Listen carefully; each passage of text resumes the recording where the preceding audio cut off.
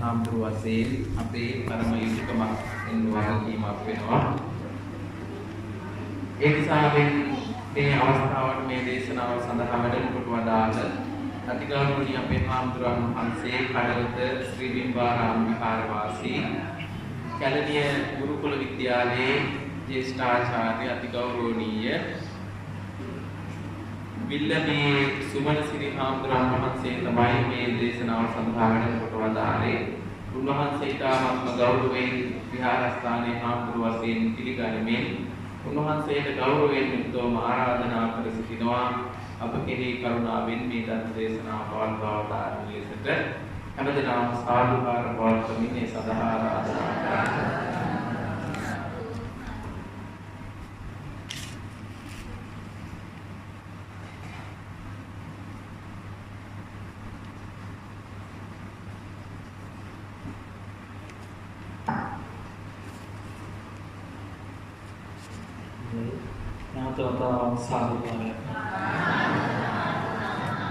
नमस्कार पंचशीले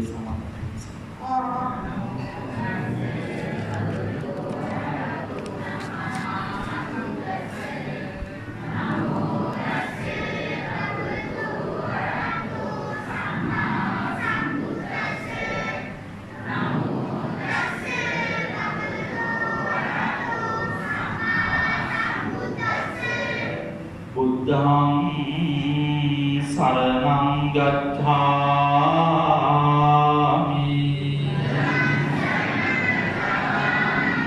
धम्मं शरणं गच्छामि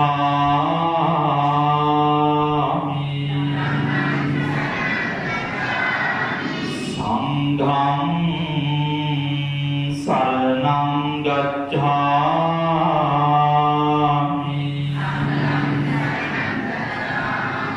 द्वितीयम्पि बुद्धं शरणं गच्छामि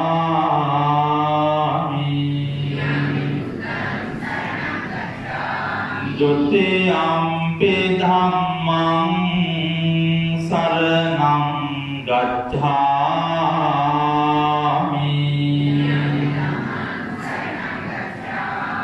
द्वितीयम्पि संघं शरणं गच्छामि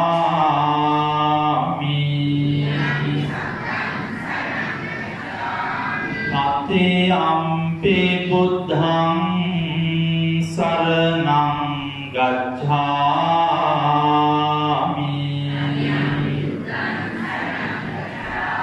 तृतीयम्पि धम्मं शरणं गच्छामि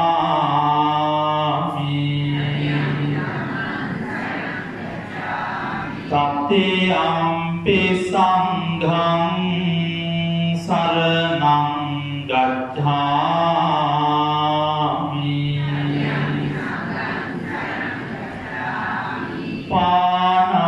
पानातिपाता वेरमणि सिक्खापदं समादियामि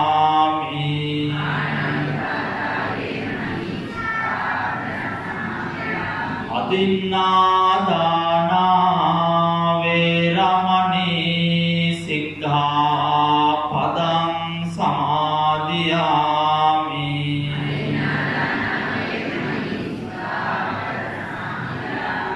कामेषु मिथ्याचारा वेरमणि सिक्खापदं समादियामि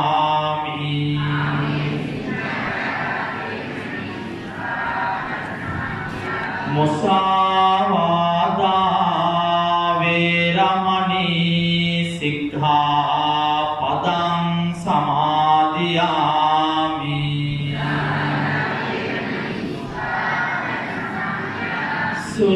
सुरामेरय मज्जपमा दट्टाना वेरमणि सिक्खापदं समादियामि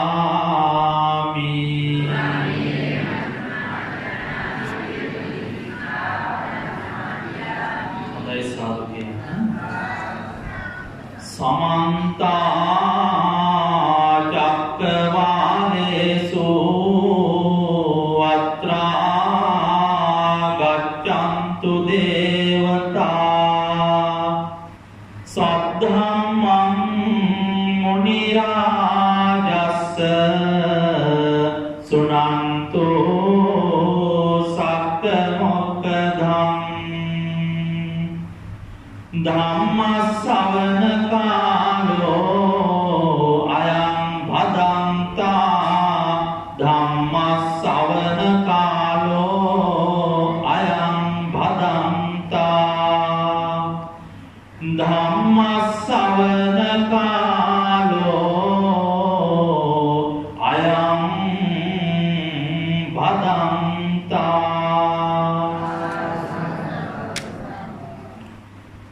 නමෝ තස්ස භගවතෝ අරහතෝ සම්මා සම්බුද්දස්ස නමෝ තස්ස භගවතෝ අරහතෝ සම්මා සම්බුද්දස්ස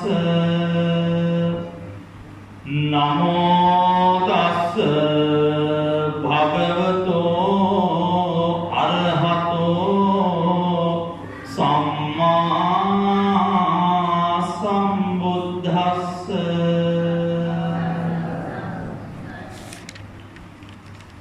පරිජින්න මිදං රූපං රෝග නිද්ධං පබංගුරං විච්ඡති පෝති සන්දේහෝ මරණං තං හි ජීවිතං තේ අපේ විහාරස්ථානයේ විහාරාධිපති කරුකටේතු පඬිත හාමුදුරන් වහන්සේ ප්‍රධාන කොට ඇති විහාරස්ථානයේ වැඩ වාසය කරන උතුම් මහා සංඝරත්නයන් අවසරයි අද පුදුරපුර පසළොස්වක පොහොය දවසේ විහාරස්ථානයට ඔබ හැමෝම සම්බන්ධ වෙලා ලෝතර බුදුරජාණන් වහන්සේ දේශනා කරන්නට යෙදුණු උතුම් ශ්‍රී සද්ධර්මය ශ්‍රවණය කරන්නට සූදානම් වෙන අවස්ථාව.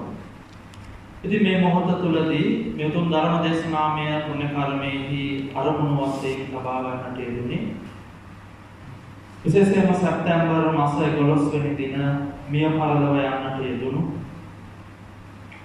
හරියටම අද දවසට 3 මාසයක් සම්පූර්ණ වෙන කුසුමාවතී ගමගේ ආදරණීය මෑණියන්ට පුණ්‍යානුමෝදනා කිරීම මූලික අරමුණු කරගෙන අපේ ලදරු පාසලේ ගුරුතුමිය තමන්ගේ අම්මට පින් දෙන්න මූලික අරමුණු කරගෙන තමයි අද මේ ධර්ම දේශනාව පවත්වාගෙන ලබන්නේ. ඒ වගේම බන්දුල පියාණන්, විමලාවතී මෑණියන්, අනුලාවතී මෑණියන් ඒ සියලු දෙනාටම නිරෝගී සුවය අපේක්ෂා කරමින් දීර්ඝායු සම්පන්නිය අපේක්ෂා කරමින් ඒ වගේම සුචිනි ගාල්ලවත් නැගණියට නිරෝගී සුව ප්‍රාර්ථනා කිරීම ආරම්භ කොටගෙන කුසුමාවතී මෑණියන්ගේ පවුලේ එයා එකතු වෙලා පින්කම සංවිධානය කරනවා. ඉතින් විශේෂයෙන්ම කුසුමාවතී පවුලේ මිය පරලොව ගියපු තවත් නම් සඳහන් කළ නොකළ ඒ හැම කෙනෙකුටම පුණ්‍යානුමෝදනා කිරීමත් ආරම්භ කරගන්නවා. ඒ වගේම මේ උතුම් ධර්ම දේශනාවට සම්බන්ධ වෙන මේ පුංචි දරුවෝ ඇතුළු ඔබ හැමෝම නමින් මේ පරලොව යන්නට යෙදුණු සියලු සෑම දෙනාටම පුණ්‍යානුමෝදනා කිරීම විශේෂයෙන්ම අපේ මේ විහාරස්ථානයේ වැඩ වාසය කොට අපවත් වෙච්ච හාමුදුරන් වහන්සේලා ඉන්නවා නම් උන්වහන්සේලාට අපි පුණ්‍යානුමෝදනා කරනවා. ඒ වගේම විහාරස්ථානයේ වැඩ වාසය කරන අපේ ගල්කොට්ටේ පන්සිත හාමුදුරන් වහන්සේ ප්‍රධාන බුදු මහා සංඝරත්නයේ නමින් මිය පරලොව යන්නට යෙදුණු සියලුම ඥාතිවරුන්ට අපි පුණ්‍යානුමෝදනා කරනවා. අපි හැමෝම නමින් මියගිය සියලු සෑම දෙනාට විශේෂයෙන් විහාරස්ථානයේ සතර පෙරුවේ දායක කාර්යකාරී නමින් මිය පරලොව යන්නට යෙදුනා වූ ඒ සියලුම සෑම දෙනාටම පුණ්‍යානුමෝදනා කිරීම මූලික අරමුණු කරගෙන මේ ධර්ම දේශනාව අපේ හැමෝටම ආධ්‍යාත්මික සංවර්ධනය ඇති කරගන්න අපේ ජීවිත තුළට ඇති වෙන්න තියෙන සියලු ලෙඩ දුක් රෝග ආබාධ කරදර බාධක සියල්ලම දුරු වෙලා අපි හැමෝටම සිත සාන්තිය චිරජීවනය අභිවෘද්ධිය සනසිල්ලම උදා වේවා කියන මේ සියලු ඉහළ උතුම් අරමුණු මුදුන් පමුණවාගෙන තමයි අද දිනය තුල පන්සලේ පොය දවසේ මේ උතුම් ධර්ම දේශනාවේ පුණ්‍ය කාර්යය පවත්වලා. ඉතින් අද පොය දවස අපිට ඉතාම වැදගත් වෙනවා. ඒවත් සමාදන් වෙච්ච ඔබ මෙතන ඇවිල්ලා ඉන්නවා. අපිට ඉතාම වැදගත් පොය දවසක්. අපි බොහෝ අය පුරුදු වෙලා තියෙන කියන්න අවුරුද්දේ අන්තිම පොය දවස කියලා. නමුත් ඒක අපේ සිංහල තමයි යම් කිසි ගැටලුවක්. ඇත්තටම සිංහල විදිහට නම් අපේ අන්තිම පොය දවස නෙමෙයි මේ උදවපුර පසළොස්වක පොය දවස. අපි ඉංග්‍රීසි ක්‍රමයට කියනවා දෙසැම්බර් මාසයේ අන්තිම පොය දවස. ඉතින් අද ඉතාම වැදගත් දිනයක ආදරණීය මෑණියන්ට පුණ්‍යානුමෝදනා කරන්න මේ ධර්ම දේශනාව අපි සිදු කරනවා. අපි හැමෝම එකතු වුණා ධර්ම ශ්‍රවණය කරන්නට. අපි හැමෝම ඉතාමත්ම හොඳ පරිසරයක් ගොඩනගාගත්ත පන්සලේ ධර්ම ශාලාවට එකතු වෙලා මේ උතුම් ශ්‍රී සද්ධර්මය ශ්‍රවණය කරන්න අපි ඕනෑකමකින් යුක්තව සම්බන්ධ වෙන මොහොතේ විශේෂයෙන්ම අපිට අවශ්‍ය වන දේ කාරණාව තමයි මනස සකස් කරගන්න. බුදුහාමුදුරුවෝ ධර්මය පැහැදිලි කරන්නට යෙදුනේ මේ සකල ලෝක වාසීන්ම ඉලක්ක කරගෙන විශේෂයෙන්ම මානසික පසුබිම ඉලක්ක කරගෙන. අපි වරද්දාගත්ත තැන් තියෙනවා බොහෝ අවස්ථාවල අපි කියනවා අපි බෞද්ධ. මගේ උපැන්න සහතිකයේ බෞද්ධ කියලා තියෙනවා. මම බෞද්ධ රටක ඉන්නේ. මේ ආදී වශයෙන් අපි කතා කරනවා. නමුත් බුදුරජාණන් වහන්සේ එහෙම සමස්ත ප්‍රජාව වෙන් කරේ නැහැ. බුදුහාමුදුරන්ගේ දර්ශනය ඉලක්ක වුණේ පඤ්ඤාවන්තස්සායං ධම්මෝ නායං ධම්මෝ දුප්පඤ්ඤස්ස. ප්‍රඥා ගෝචරව ක්‍රියාත්මක වෙන්න පුළුවන් යම් කිසි පිරිසක් ලෝකේ ඕනෑම තැනක ජීවත් වෙනවද ඒ හැමෝටම ගෝචර වෙනවා මේ සදාතනික දහම බුදුරජාණන් වහන්සේගේ උතුම් දහම් පණිවිඩය. නිසා බුද්ධ ගෝචරව ක්‍රියාත්මක වෙන ඕනෑම ආගමික පසුබිමක කෙනෙකුට ඉතාම හොඳින් අනුගමනය කරන්න පුළුවන් දහම බුදුදහම කියලා කියන්නේ. නිසා උතුම් දර්ශනය ශ්‍රවණය කරන දහම් කරුණු ශ්‍රවණය කරන අපි මේ පුංචි වේලාවක් මේ විදියට ඉඳගෙන ක්‍රියාත්මක වෙන්නේ. ඉතින් මේ වෙනුවෙන් අපේ මනසෙහි පැවැත්ම ඉතාමත් හොඳ අරමුණක තබා ගැනීම අත්‍යවශ්‍ය වෙනවා. එහෙම නොවුනොත් මේ ධර්ම දේශනාවේ ප්‍රතිඵල අපිට ළඟා කර ගැනීමේ හැකියාව ලැබෙන්නේ නැහැ. මොකද අපිට මෙහෙම ඉඳගෙන ඉන්න ගමන් අපේ මතකය ආවර්ජනය කරන්න පුළුවන්. කෙනෙක් කියනවා මානසික ගෙදරට යනවා. මානසික ගමන් කරනවා කියලා. ඇත්තටම ප්‍රත්‍යක්ෂණ අපිට මානසික ගමන් කරන්න බෑ. මානසික ගමන් කරන්න පුළුවන් නම් මේ මොහොතේ ඔබ දැන් මේ ධර්ම දේශනාවට සම්බන්ධ වෙලා ඉන්න ගමන් ඔබට ඔබේ මනස යවන්න පුළුවන් ගෙදරට මේ මොහොතේ ගෙදර මොකද වෙන්නේ? ඔබ ඉඳගෙන ඉන්න ගමන් බලන්න පුළුවන් මනසෙන්. එහෙම බලන්න බෑ ප්‍රත්‍යක්ෂණ අපිට. මේ මොහොතේ දරුවා ගෙදර දොර වැහුවද ජනෙල වහලාද තියෙන්නේ දැන් ඇරියද ටීවී එක ඔෆ් කරාද ඔන් කරාද මේ දේවල් මෙතන ඉඳගෙන මගේ මනසෙන් බලන්න බෑ. හැබැයි අපිට මතකය නැවත ආවර්තනය කරගන්න පුළුවන්.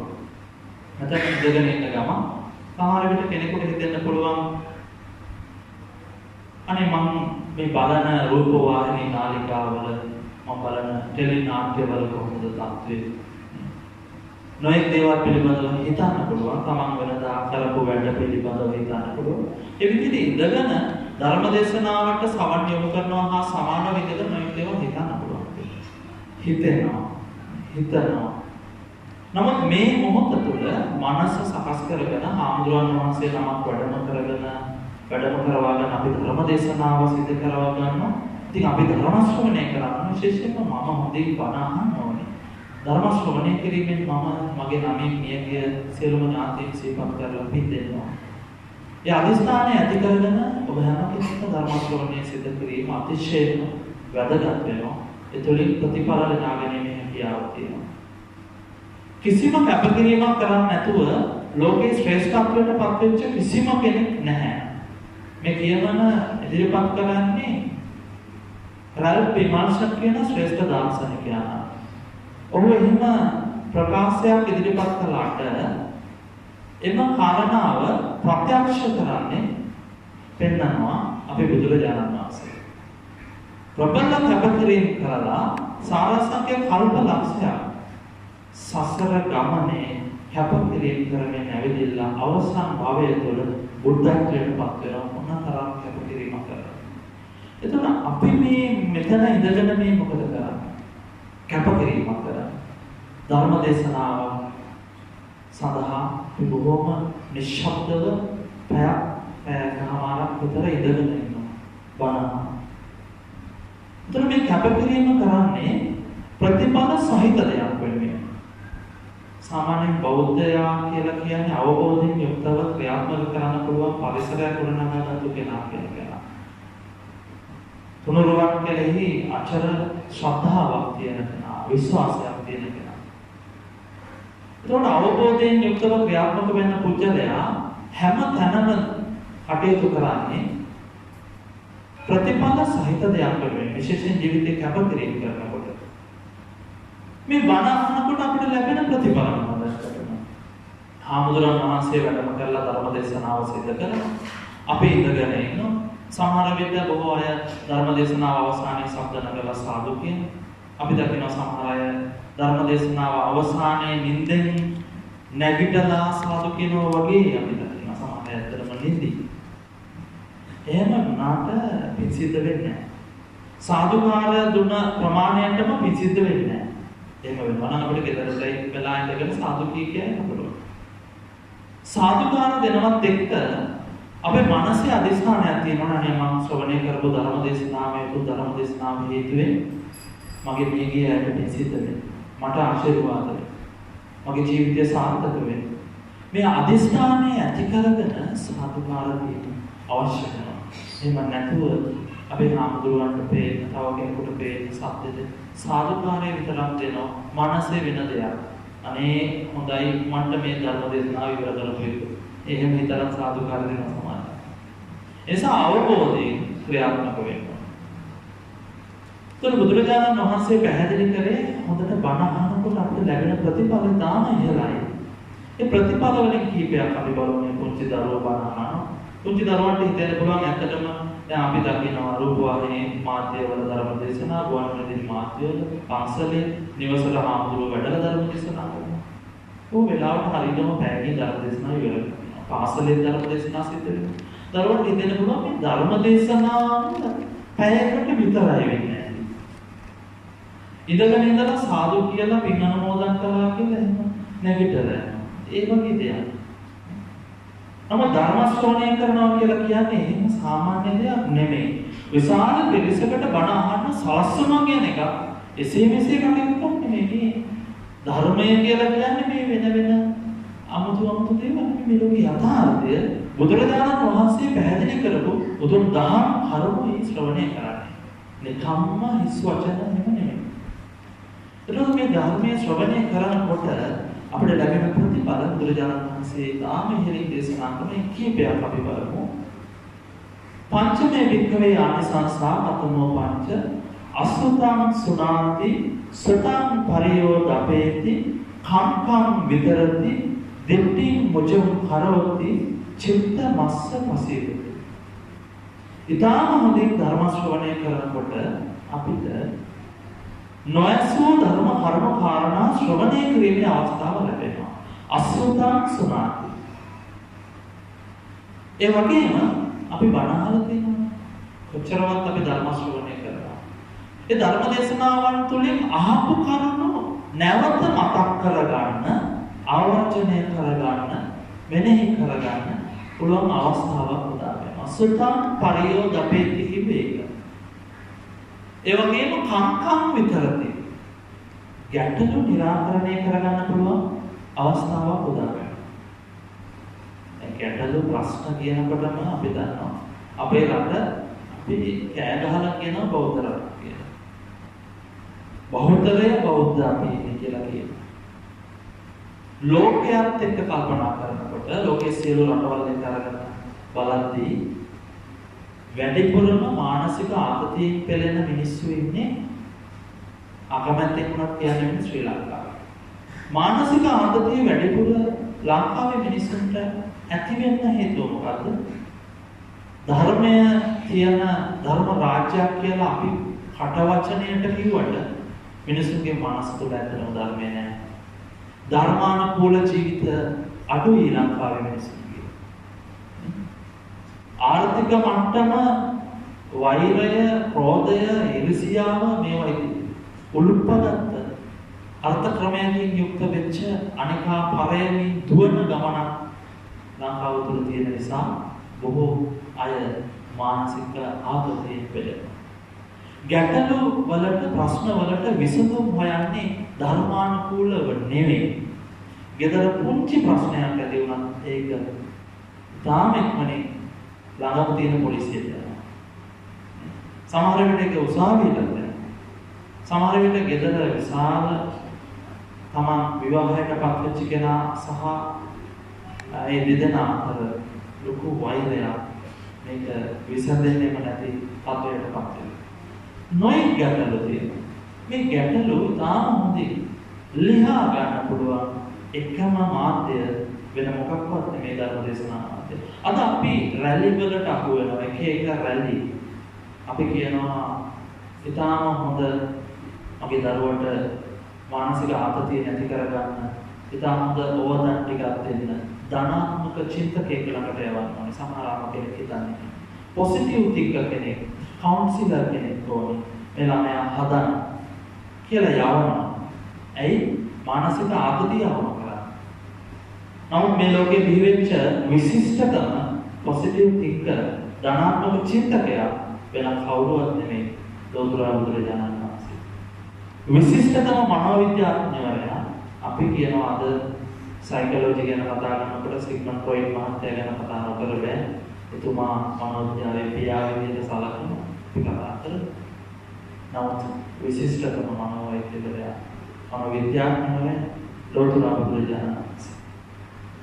උන්වහන්සේගේ දේශනා මොන තරම් පටාචාරා සියලු දේවල් නැති වෙලා ගිය ඒ අය යහ මගට ගත්තු හැටි, ඒ ගැටලු निराකරණය කරපු හැටි, ලියපු හැටි මොනතරම් මනෝවිද්‍යාත්මක අදහස් වල ක්‍රියාත්මක වෙලා ඒ ගැටලුකාරී පරිසරයක් නිරෝධ කළා බුදුරජාණන් වහන්සේ. එනිසා දහම නිවැරදිව අනුගමනය කරගෙන ධර්මානුකූලව හැසිරෙන අයගේ ගැටලු निराකරණය කරගන්න පුළුවන් ධර්ම මාධ්‍ය ධර්මය. ධර්ම දේශනා.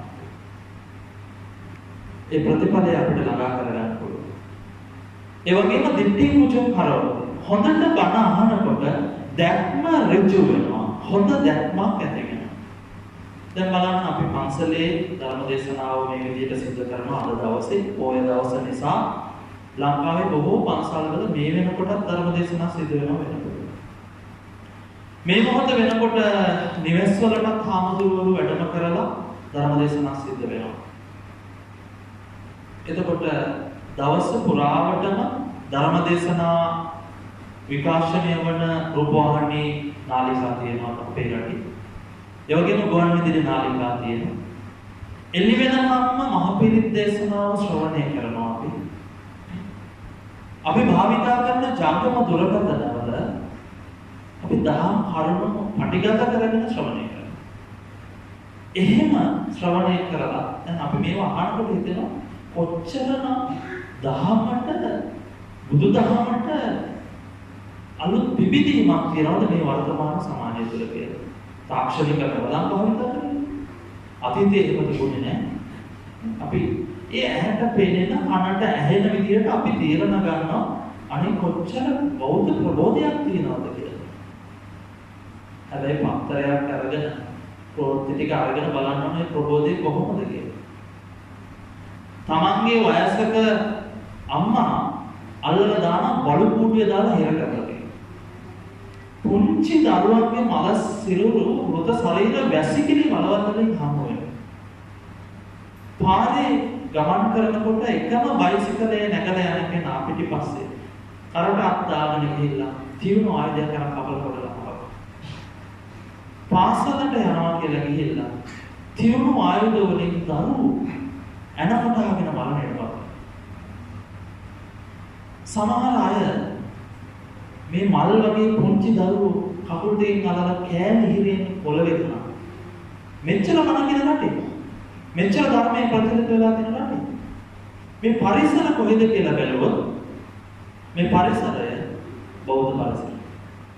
බහුලව මේ අතිශය විහිසුණු ඛේදජනක සිදුවීම් අපිට අහන්න දකින්න ලැබෙන්නේ බෞද්ධය. බෞද්ධ පරිසරය. එහෙම වෙන්නේ ඇයි? නිවැරදි දැක්ම අපි තුල නැහැ. මෙච්චර බණ ධර්මයේ දේශනා කරන රටේ. නිවැරදි දැක්මක් අපිට නැති වෙන්න හේතුව මොකක්ද? බුදුරජාණන් වහන්සේගේ ධර්මයේ පැහැදිලි කරනවා බොහෝ හැම දෙයකටම හේතුවක් තියෙනවා.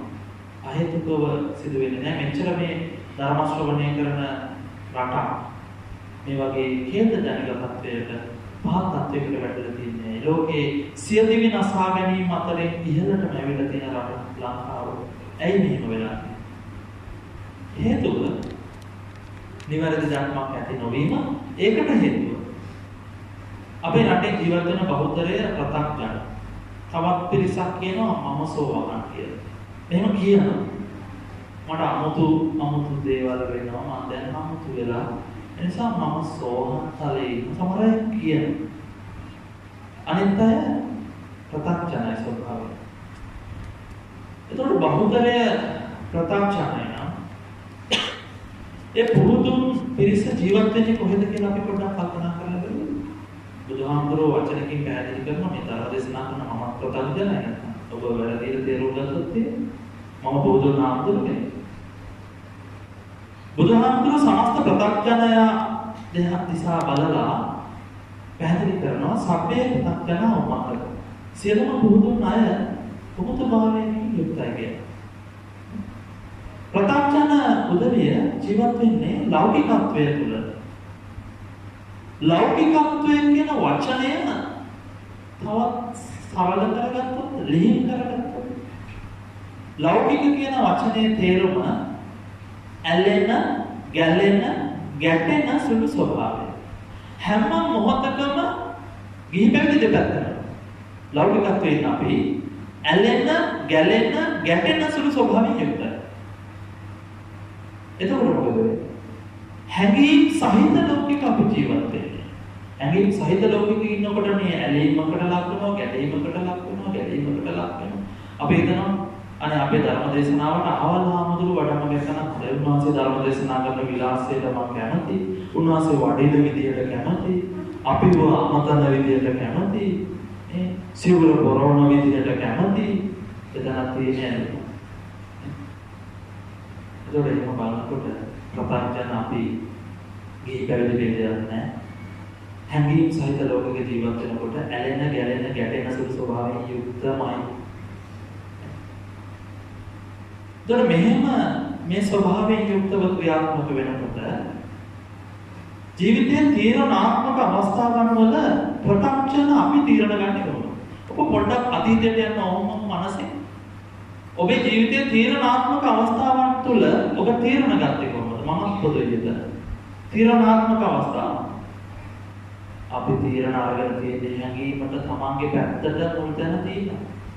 99%ක්ම මේ ප්‍රත්‍යක්ෂණ සමාජය තුළ ලෞකිකත්වය තුළ ජීවත් වෙන උදවිය තීරණ ගන්නේ හැඟීමට මුල් තැන දීලා. තවත් සරල කරලා මේ කාරණාව පැහැදිලි කරනවා නම් මේ බණ අහන ගමන් ඔබේ ඇඟේ වහනවා මధుරය.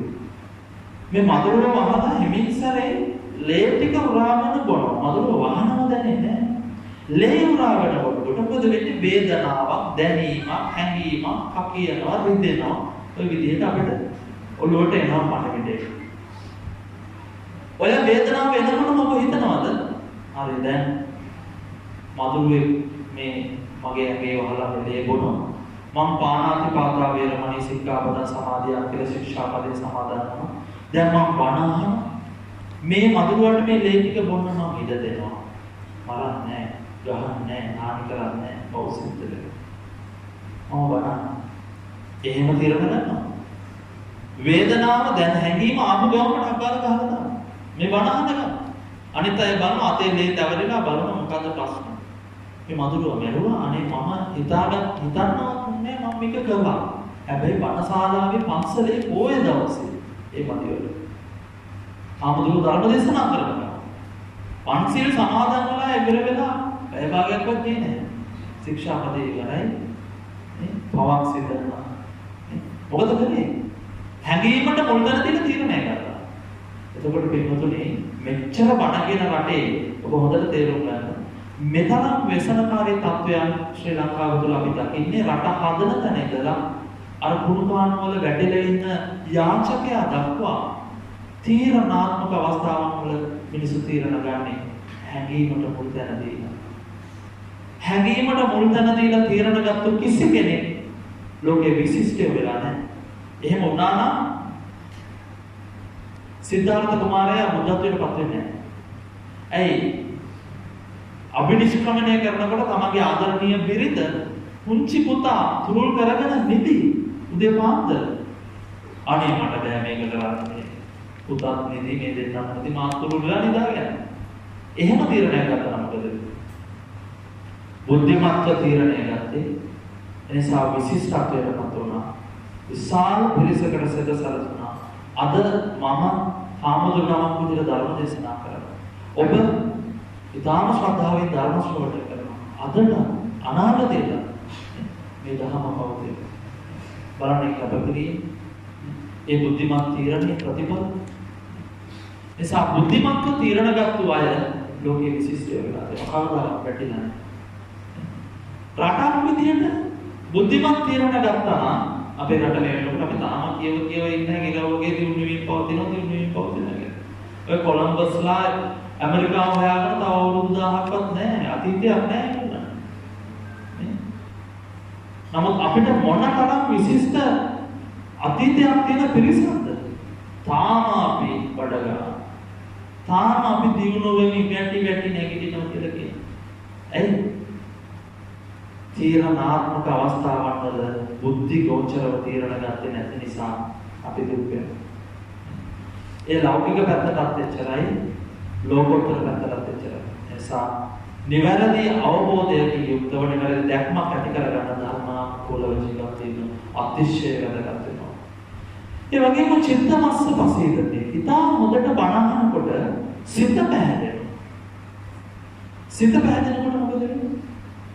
දැන් අද ඇමරිකාව වගේ බටහිර රටවල් බොහෝ රටවල් මෙඩිටේෂන් කැම්පේන් පවත්වනවා. ඒකට හේතුව ඇයි? ඉස්ලාම මිනිස්සුන්ගේ මනස හදන්න. මනස හදන්න හොඳම තැන බුදුදහම. අපේ රටේ මනස ඇදලා තිබුණ නැති වුණා. මිනිස්සුන්ගේ.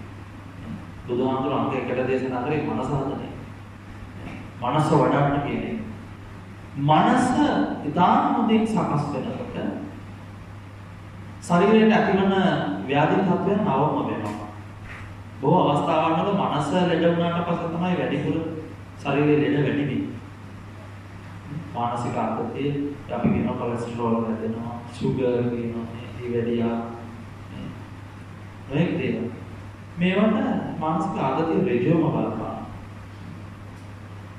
ඒ විතරක් නෙමෙයි.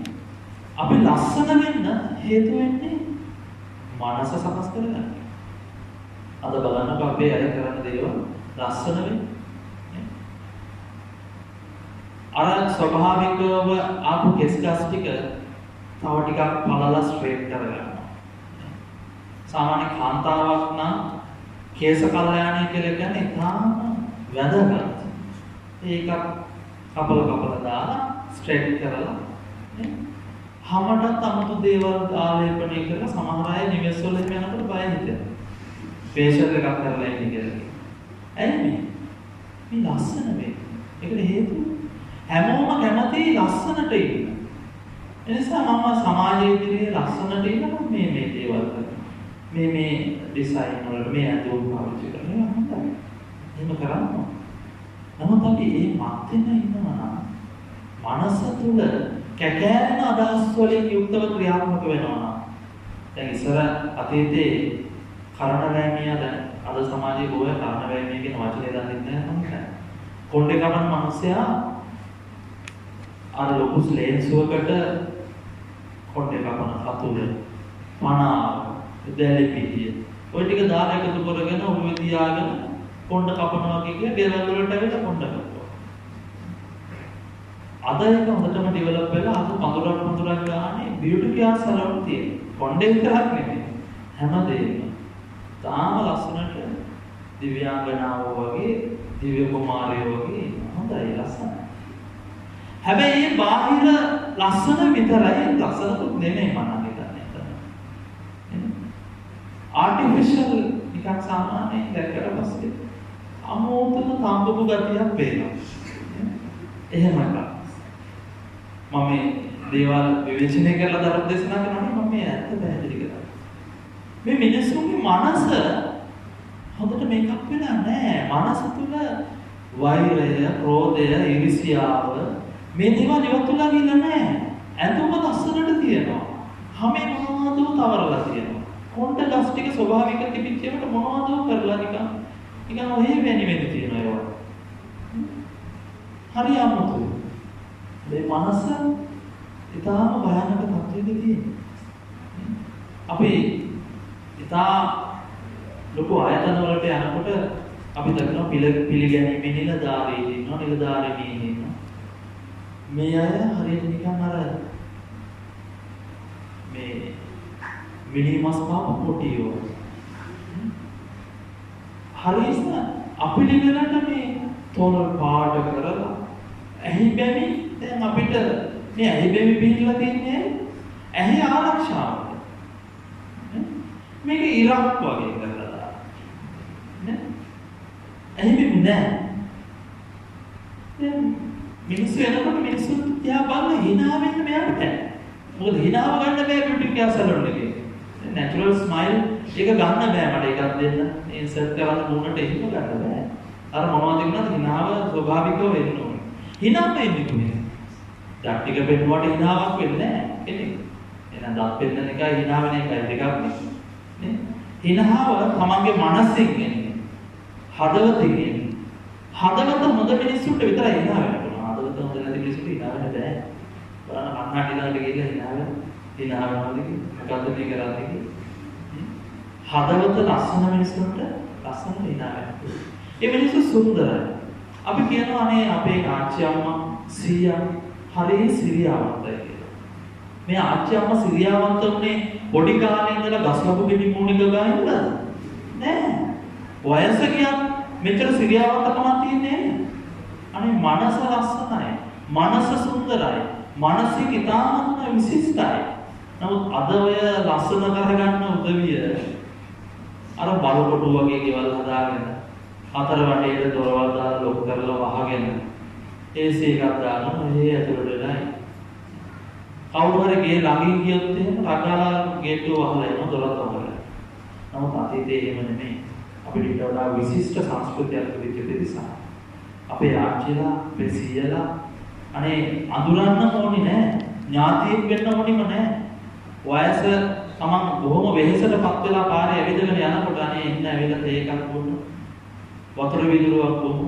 ෆැමිලි ටිකක් බොමු. නේ පොඩක් විඩාව අර වගේන යන්න. ඔච්චර දුර දැන් පයින් යන්න තියෙනවා. එහෙම හොඳට කතා කරපු අතහරලා ක්‍රියාත්මක වෙච්ච යුගයක් අපිට තිබුණා. ඒ මිනිස්සුන්ගේ මනසේ තිබුණේ අර මිනිස්සයා මොනවා හරි අරගන්න නෙමෙයි. ඒ තමයි මනුෂ්‍යත්වය. අද අපි ඒක දකින්නේ නැහැ. අද ඒක පිළිහිලා ගියලා. අද අපි මොකද? අද 7 වෙනකොට ගෙදර විශාල විත්ති භාගයක් විතර අර රූප පෙට්ටියක් තියෙනවා. විත්ති භාගයක් විතර ඇති. ඒක තියාගෙන ලොකු ස්ටෝල් එකකුත් තමන් ඉස්සරහින් තියාගෙන ලොකු බත් එකකුත් බෙදාගෙන කකුල් දෙක ස්ටෝල් එකකින් තියාගෙන අරක දිහා බලාගෙන 10 විතර වෙනකම් කනවා. සමහර විට සත්තුත් වැඩනවා කෑමට. නැත්නම් අරගෙන කනවා. කන ප්‍රමාණය දන්නේ නැහැ. නේ? අර බලන්න. කන දේවල් ගැන අවබෝධයක් නැහැ. බුදුහාමුදුරුවෝ ලස්සනට සේකියාවල දේශනා කරනවා. අනුභව කරන තැනදී කොහොමද අනුභව කරන්නේ කියලා. න චපු චපු කාරකම් බුද්ධිස්සාමිති සික්ඛාකරණීය න සුරු සුරු කාරකම් බුද්ධිස්සාමිති සික්ඛාකරණ. තලුගා කන්න එක සුරු සුරු ගාන මේ වතුර අමාරය වතුර එකක් තුනක් රොස් ගාලා අදිනවා සම්පූර්ණ බට ඔක්කොට නැහැ. ඒ හැම තැනම ශික්ෂණේ මේ මොකක්වත් නැහැ අර පෙරේත පෙට්ටිය දිහා බලන්න. ඔක්කොම ටික කට අරගෙන ඉන්න. ළමයිත් එහෙම. අම්මලාත් එහෙම. තාත්තත් එහෙම. එතකොට මොකද වෙන්නේ? එතකොට බලන්න ශික්ෂණයක් නැහැ. හික්මීමක් නැහැ. එනිසා මනස නිර්වෘල්ව තබා ගන්නකොට ඊටාම නිවැරදිව ක්‍රියාත්මක වෙන්න පුළුවන් පරිසරයකට දකින්න. එනිසා මනස සුන්දර අය ස්වභාවයෙන් හැමතැනම ලස්සනයි. තාමත් නිර්වෘල් මානසික මට්ටම ශරීරයේ වැළඳෙන තියෙන ලෙඩ වලින් 50%ක්ම කපලා අයින් කරගන්න පුළුවන් වෙනත් ඉවත් කරගන්න පුළුවන් මනස සුන්දරයි. දැන් අපිට අසනීපයක් කරගන්නාම හොස්පිටල් එකට ගියාට පස්සේ වෛද්‍යවරයා මොකද කියන්නේ? දැන් එයා සමහරවිට මුස්ලිම් කෙනෙක් වෙන්න පුළුවන්. නැත්නම් වෙන හින්දු කෙනෙක් වෙන්න පුළුවන්. රවිදා ගොඩාක් එහෙම ලංකාවේ වැඩිපුර වෛද්‍යවරු මුස්ලිම්. ඒක අපේ වැරද්ද. ඊට පස්සේ රවිදායන් ඒ අයදී මෙඩිකල් ෆැකල්ටි යන සිංහල අය තාම අතලොස්සයි. ඒ බොහොම අමාරුයි කියන්නේ. ඉතින් වෙනත් ජාතිකවුනත් ඒ මොකද කියන්නේ? වෛද්‍යවරු. ඔක එච්චර ගණන් ගන්න ඔය හිතන්න එපා. ඔය අසනීප ගැන හිතන්න එපා. ඒ වචනේ මොකද්ද තියෙන්නේ? සාමාන්‍ය වචනයක් අපිට කරන්න දෙයක් ගැඹුරු දෙයක්. මනස ලෙඩ කරගන්න එපා. මනස තාම හොඳින් පවත්වා ගන්න ශක්තිමත් මානසික මට්ටමක ඉන්න. සම්පූර්ණ මේ උරහිස ළඟින් අත කපලා දාලා මේ දෙයියනේ කියලා මේ එහෙම හිතන්න දෙයක් නෑ. ඒ අත හිතලා හරි ප්‍රශ්නයක් නෑ. ඔබ මනස සකස් කරගන්න. ශක්තිමත් වෙන්න. අනේ එහෙම මනස හදාගත්තට පස්සේ ඊටාම නිර්වෘල් මානසික මට්ටමකින් ඊටාම හොඳ විවිධ නියුක්තව ක්‍රියාත්මක වෙන්න පුළුවන්. ඒතර මේ ප්‍රතිපල ළඟා කරගන්න පුළුවන් හොඳට ධර්මයට අනුගතව ක්‍රියාත්මක වෙනකොට බුදුරජාණන් වහන්සේ පැහැදිලි කරන්නට යෙදුනේ ධම්මපදයේ චරාවර්ගයේ තුලදී ධම්මපදයේ කියනකොට මේ දරුවෝම හැමෝම අවබෝධ කරගන්නෝනේ අපේ කියන අත්පොත. අපි එහෙම කියනවා. නිවස් කීයකනම් ඔය අත්පොත තියනවද කියලා මම අහන්නේ අත උස්සන්න කියන්නේ නැහැ. අපේ අත්පොත. දැන් කුරානය නම් ඔයිට වඩා වෙනස්. හැම කෙනෙක් ළඟම කුරානය තියෙනවා ඒ ආගමික පසුබිම් වල ඉන්නේ. අපේ අවසනාවකට අපේ අයගේ ඒ ක්‍රියාත්මක වීමේ හැටියට නිවස් වල ධම්මපදයේ තිබුණත් ඒක තියෙන කබඩ් එකේ දාලා කබඩ් එක අර වීදුරුවට මේ පිට පැත්තෙන් මල් දෙක තුනක් තියෙන පූජා කරලා සාදු කියලා ඇදලා. ඔබ පෙරලලාවත් බලන්නේ නැහැ තමයි. මේ ධම්මපදයේ කියන ග්‍රන්ථයේ මොනතරම් වැදගත් අපේ ජීවිතවලට අත්‍යවශ්‍ය කාරණා කොච්චරක් තියෙනවද? ජරාවගේ වලදී ජීවිතය පිළිබඳව බුදුහාමුදුරුවෝ දේශනා කරනවා. පරිචින්න නිදා රූපං රෝග මිද්දං පබංගුරං විච්ඡති පෝති සම්දේහෝ මරණං තම්හි ජීවිතං. තාම කෙටි කාලීන ජීවිතයක් අපිට තියෙනවා. ජීවීන් විදියට මේ ලෝකේ අපි ජීවත් වෙනවා මනුෂ්‍ය ජීවයාගේ මානසික මට්ටම ඉහළ නිසා මානවයාගේ මානසික මට්ටම විශිෂ්ට නිසා බුදුහාමුදුරුවෝ මනුස්සෝ කියන වචනේ මනං උස්සන්තිති මනුස්සා ආදී වශයෙන් අර්ථකථන දීලා තියෙනවා. එතකොට අපි කිසි කෙනෙකුට කියන්න බෑ ජීවිතේ හරියටම මම දවස් වලින් මෙච්චරයි ජීවත් වෙන්නේ. වර්ෂ වලින් මෙච්චරයි ජීවත් වෙන්නේ. මහා ලොකුට අපි අයිවරු ගෙවකට සමහර අය මේ හැම දෙයකම නැකත් බලනවනේ. මල සිරුර ගෙදරින් එළියට ගන්නත් නැකතක් බලනවා. ආමුදුරුවෝ දෙන්න වැඩම කරලා ඒ අවසන් කටයුතු සිදු කරන තැනට වැඩම කරලා තවත් මල ගෙවල් තියෙනවා. ඒකටත් වඩින්නවා. අර මල සිරුර එළියට ගන්නකම් බලාගෙන ආමුදුරුවනේ නැකතට තමයි අපි ගන්නේ. ආමුදුරුවෝට ඒ තරම් නැකත් බලනවා අපි. මේ විවේචනය කළ දේශනා කරන්නේ අපි බොහෝම ආන්දයි. බුද්ධි ගෝචර විශිෂ්ට ධර්මයක් තියාගෙන අපි අඳුරේ අතපත ගන්නවා. අපි ඉන්නේ මේ ලයිට් ඔෆ් කරලා ඉන්නේ අතට. ලයිට් නැහැ අපිට. බුදුදහම කියන්නේ ආලෝකයෙන් ආලෝකයට යනවා. අපි ආලෝකයෙන් අඳුරට ගිහිල්ලා බලන බුදුදහම. පේන්නේ නැහැ බුදුදහම. අපි අන්තරය. හරියට කඩවසන් තරුණියේ බොහොම රූප ස්වභාවයකින් යුක්ත ලස්සන තරුණියක් මෙදෙන්නටම ඇස් දෙක නැහැ. ඇස් පිටම නැහැ.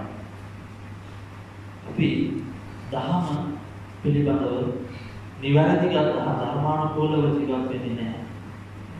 අනුගතව ක්‍රියාත්මක වෙන්නේ නැහැ. ඉතින් බුදුරජාණන් වහන්සේ පැහැදිලි කරන්නේ දෙතන ජරා වර්ගය තුලදී අපේ ජීවිතය පිළිබඳව ඉදං රූපං පරිචින්න. මේ රූපය පාලි භාෂාවෙන් අපිට තියෙන අනිත් ගැටලුව තමයි පාලි භාෂාවේ තේරුම. නැත්නම් පාලි භාෂාව දන්නේ නැහැ. අනිත් ආගමික පසුබිම් වල ජීවත් වෙන උදවිය මේ භාෂාව හොඳට දන්නවා. තේරුම හොඳට දන්නවා. අපේ අනේ පාලිනේ අනේ මන් දන්නේ. පන්සලට ඇවිල්ලා ගාථාවන් සජ්ජායනා කරන අමු බොරු. වැරදි.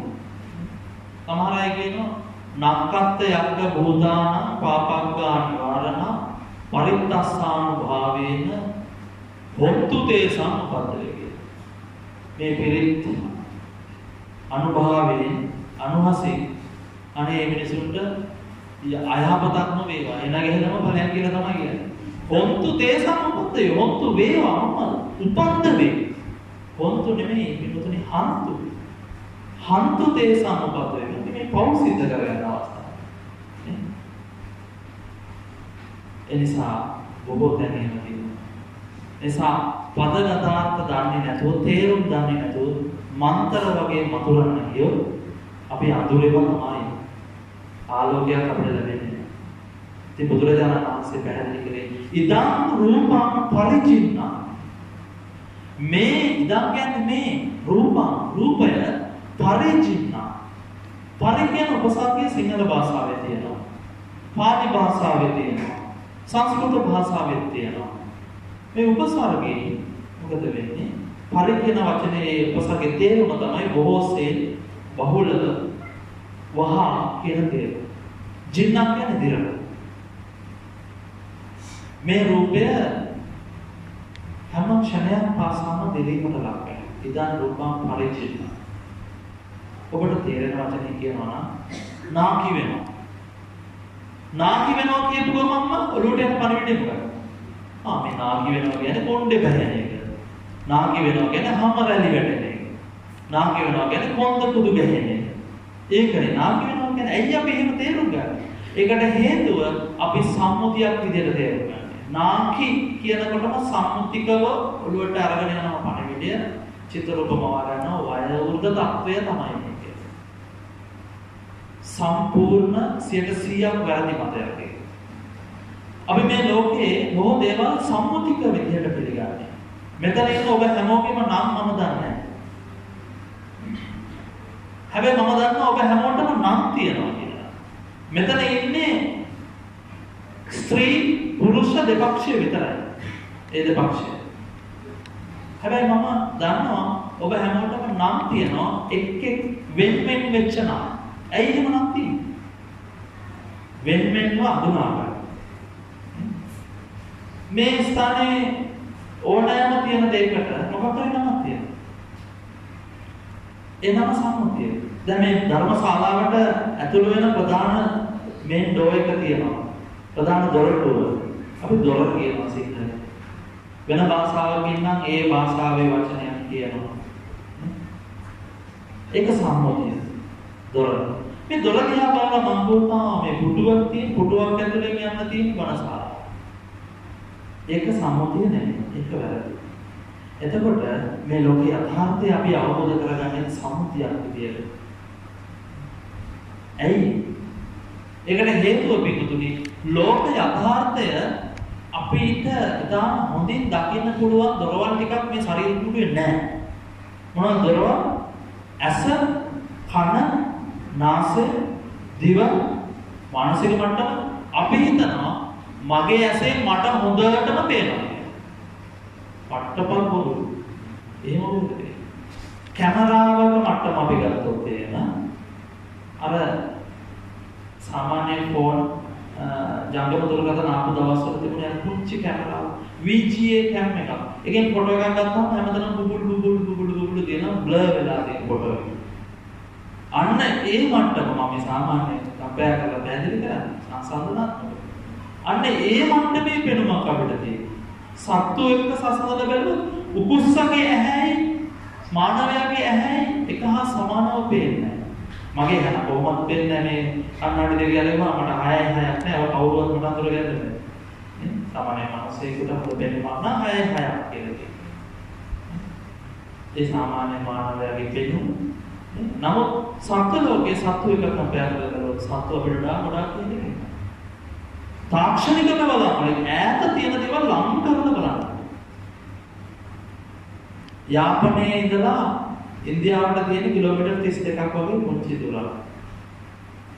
අපි දරුවන්ට කියන පුතේ අතීතයේ මිනිස්සු ඇවිදගෙන ගියා.